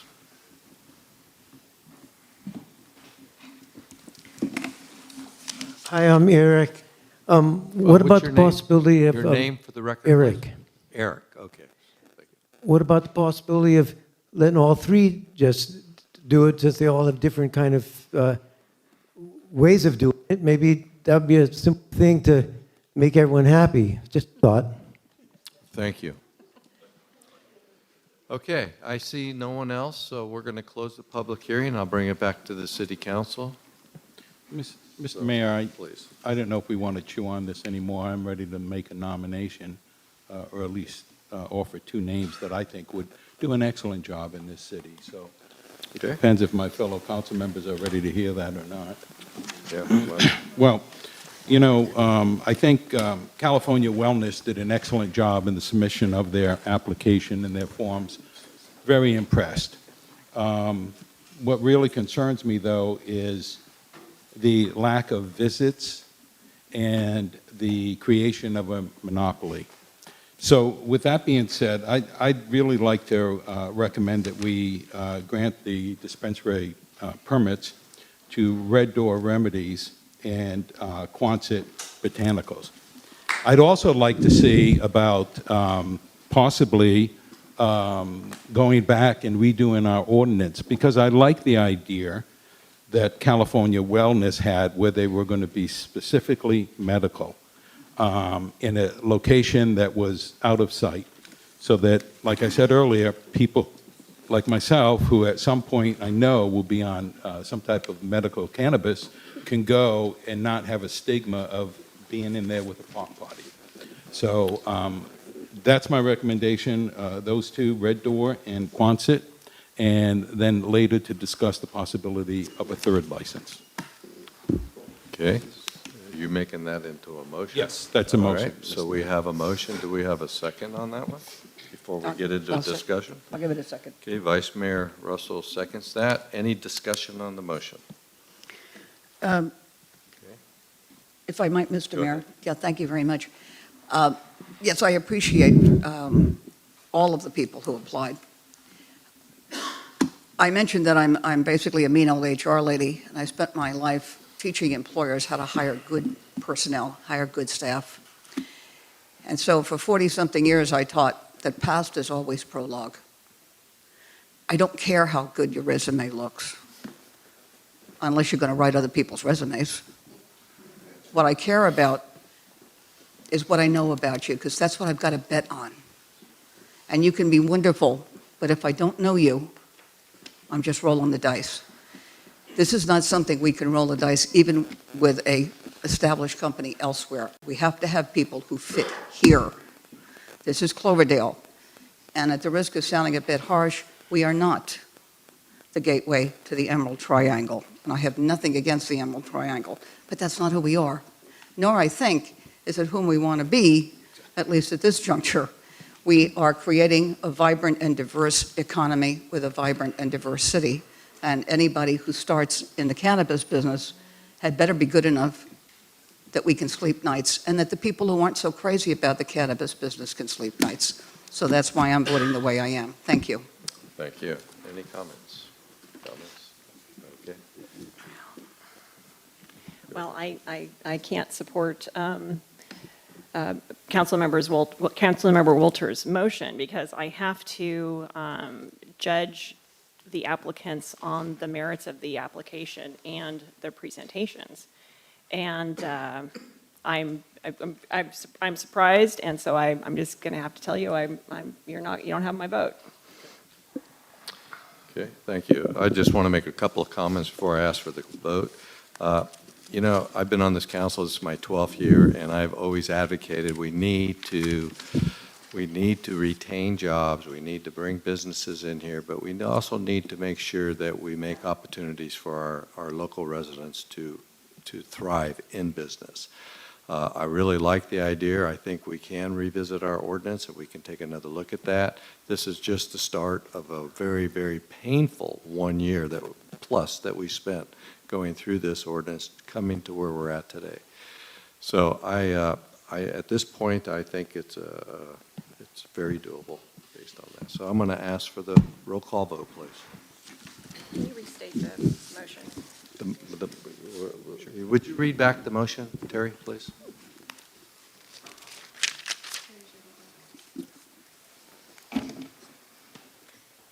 Recommending Red Door and Quonset Botanicals. It was a motion that 2 licenses be issued, one to Red Door Remedies and Quonset, what is it, Botanicals? Quonset Botanicals. Yeah. And is the revisiting the ordinance part of the motion? No, that's going to be taken up. Okay. We could do that separately. That would be separately. So, and the motion was made by Councilmember Walter, seconded by Vice Mayor Russell. Okay? And Mayor, Please. before we vote, I think that the staff report had the motion of coming back for a kind of a formal resolution issuing the permits at the next meeting. The concept would be, this would be giving direction on who the council wants to award to. We understand that, and that a formal resolution with findings we'd be prepared and probably put on your next consent calendar. That would be a formal document rather than doing this by motion and minute order. So how would we show support for my recommendation? Well, the motion is to prepare a resolution to bring back to our next meeting with those 2 licenses. Is that okay? Correct. Got that? Yes. Okay. Are you good with that second? Fine. Yeah, Okay. that's fine. Thank you. Thank you. All right, we're all good. We're okay. Okay, so the motion second, everybody's good with that? Can we get a roll call vote, please? Councilmember Bagby. Nay. Vice Mayor Russell. Aye. Councilmember Walter. Aye. Councilmember Brigham. Recused. Mayor Paula. Aye. Sorry. And please make note that Councilmember Brigham has recused. Excuse me. Okay? So the motion passes. Okay? Please.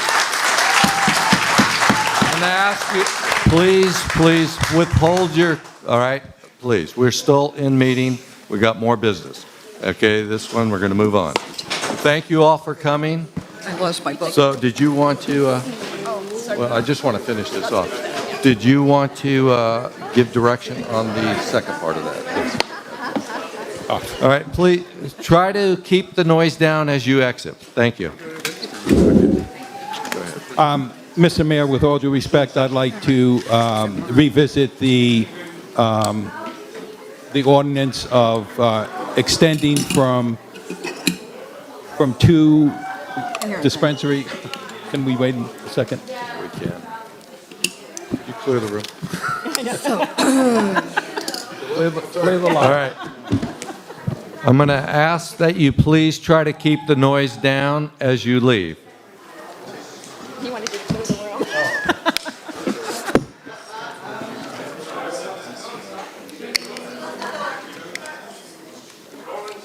Thank you, Mr. Mayor. I'd like to see if there's support for revisiting our cannabis ordinance to include a third dispensary, perhaps one that is just medical only, or if we've got the latitude to do that and make that restriction there. Jose, do you want, I can talk about this a little bit. It's my understanding that if you wanted, under your present ordinance, if you wanted to add a third dispensary, whether it's adult use or medical, that you would have to amend your ordinance, because the ordinance, it prescribes a maximum of 2 retail facilities. Right. So I think that the direction is to move forward and start exploring the actual amendment of the ordinance, and it's a zoning code amendment, so we could process it that way, and, the sequel would apply, but it should be, it's a quicker process than the original ordinance, of course. And would that would not trigger a new CEQA report? We talked about that earlier, right? It would trigger the compliance with CEQA because it's a zoning code amendment, but it possibly could be done under the work that's already been done already, tearing off of what's been done. All right. Would the applicants have to reapply? That'll be something that the council could decide as we go through that process, but, you only received 3 applications at this time. Okay. So I just want to poll the council to see if they have support for us doing that. Absolutely. Actually, I was never in favor of the limitation. I would prefer to, I think as this industry becomes normalized, it's the number of dispensaries and businesses we have are just going to find their own level, and let people compete and do business. And that number, I don't really think ultimately shouldn't be regulated by the city. Okay. That's my opinion. I certainly disagree with your opinion. I think we need to regulate it. But with that said, I certainly think it's worthy to explore a third at this point. So I'm not sure. I'm happy with that too. I'd like to see how the first 2 do before we do that. It's not going to happen overnight. I know, I'm not suggesting it is, but I think we need to pay attention as we go along to what is happening. This is a major, major, major thing for us. So are We're you setting a okay with trend. exploring it, Let me though? finish my thought, please. And I don't want to see us have a knee-jerk reaction, even though we like another Yeah, but organization. this We think isn't that on it's a the great agenda, and that's why I just system want in to place. know, are you okay if they explore it? Then It depends upon when you want to explore it. I'd like to hold off on this, please, and pay some attention to what is going on with the 2 that we're doing. I want to make sure I'm looking at the entire community. I'm not just looking at the 2 folks the 2 organizations that are going in business. I want to make sure that our community understands what's going on and that we as a community can absorb whatever traffic it is they bring to us. And we don't haven't the faintest idea what's going to happen in the future, quite frankly, no matter how much we think we So try. you'd like to wait? I would like to wait, absolutely. I don't think we don't lose a great deal by waiting, So but why we don't could we do lose a this, lot if by you're okay with rushing into that? something. Why don't we bring it up maybe in a month or so to Okay. take a revisit that, okay? I think we should take it a little longer than that. Well, to talk about it. We'll get it on the agenda and we'll have a conversation when it's agendized. Yeah, really. Okay, so I think the interest is there. We'll have it on the agenda. We'll talk about it at some point in the next month or two. Okay, anything else on that before we move on to our agenda? Okay, so I'd like to move on to subcommittee reports. I think that's the next item. Can Mary Ann come back in the building? Okay, please, for the record, would you let it be known that Councilmember Brigham has returned to the dais? Okay, we're at subcommittee reports, and we'll start with the airport subcommittee, and it'd be Chair Councilmember Bagby. Mr. Mayor, we next meet on June 5th. Okay. Finance, Administration, and Police, our Chair is Councilmember Brigham. We meet the 22nd at 2. Okay. Mayor, if I can just ask a question of the Chair of the Finance. Chair, you expressed a desire to reschedule that meeting, but with no specific date, so that might be something we need to coordinate with you. Well, actually, Gus and I have been talking, and we went over the agenda, and I'm going to be out of town that week on vacation, and so Gus is going to handle the meeting. Yeah. All right, so keep it on the same date. Please. Okay, thank you. Planning and Community Development, the Chair, Councilmember Bagby. We'll next meet on April 26th. Okay, good. Public Works, our Chair is Vice Mayor Russell. Thank you, Mr. Mayor. We meet March 27th at 10:30 a.m. at City Hall. Excellent. And the Joint City Fire District, that's myself, and our next meeting is June 11th at 5:30 at the Fire District Headquarters. And the Joint City School District, that's mine as well. Our next meeting is March 19th at 5 o'clock. It's at the conference room in City Hall. Okay, move on to council reports. My report is in the packet. I'll expand on the two things after we go through. Councilmember Russell, or Vice Mayor Russell? That's all right. Yeah. Mr. Mayor, I'll have a written report next time, so I won't cover anything today. Okay, thank you. Nothing, Mr. Mayor. Okay. Thank you. Councilmember Bagby? Yeah, I'll just put it in the minutes for next time. Perfect, thank you. Mine is in the packet. There's only two things I wanted to just bring you up to speed on that's not in the packet. It was the meeting we had on March 9th where we hosted the Redwood Empire Division for the League.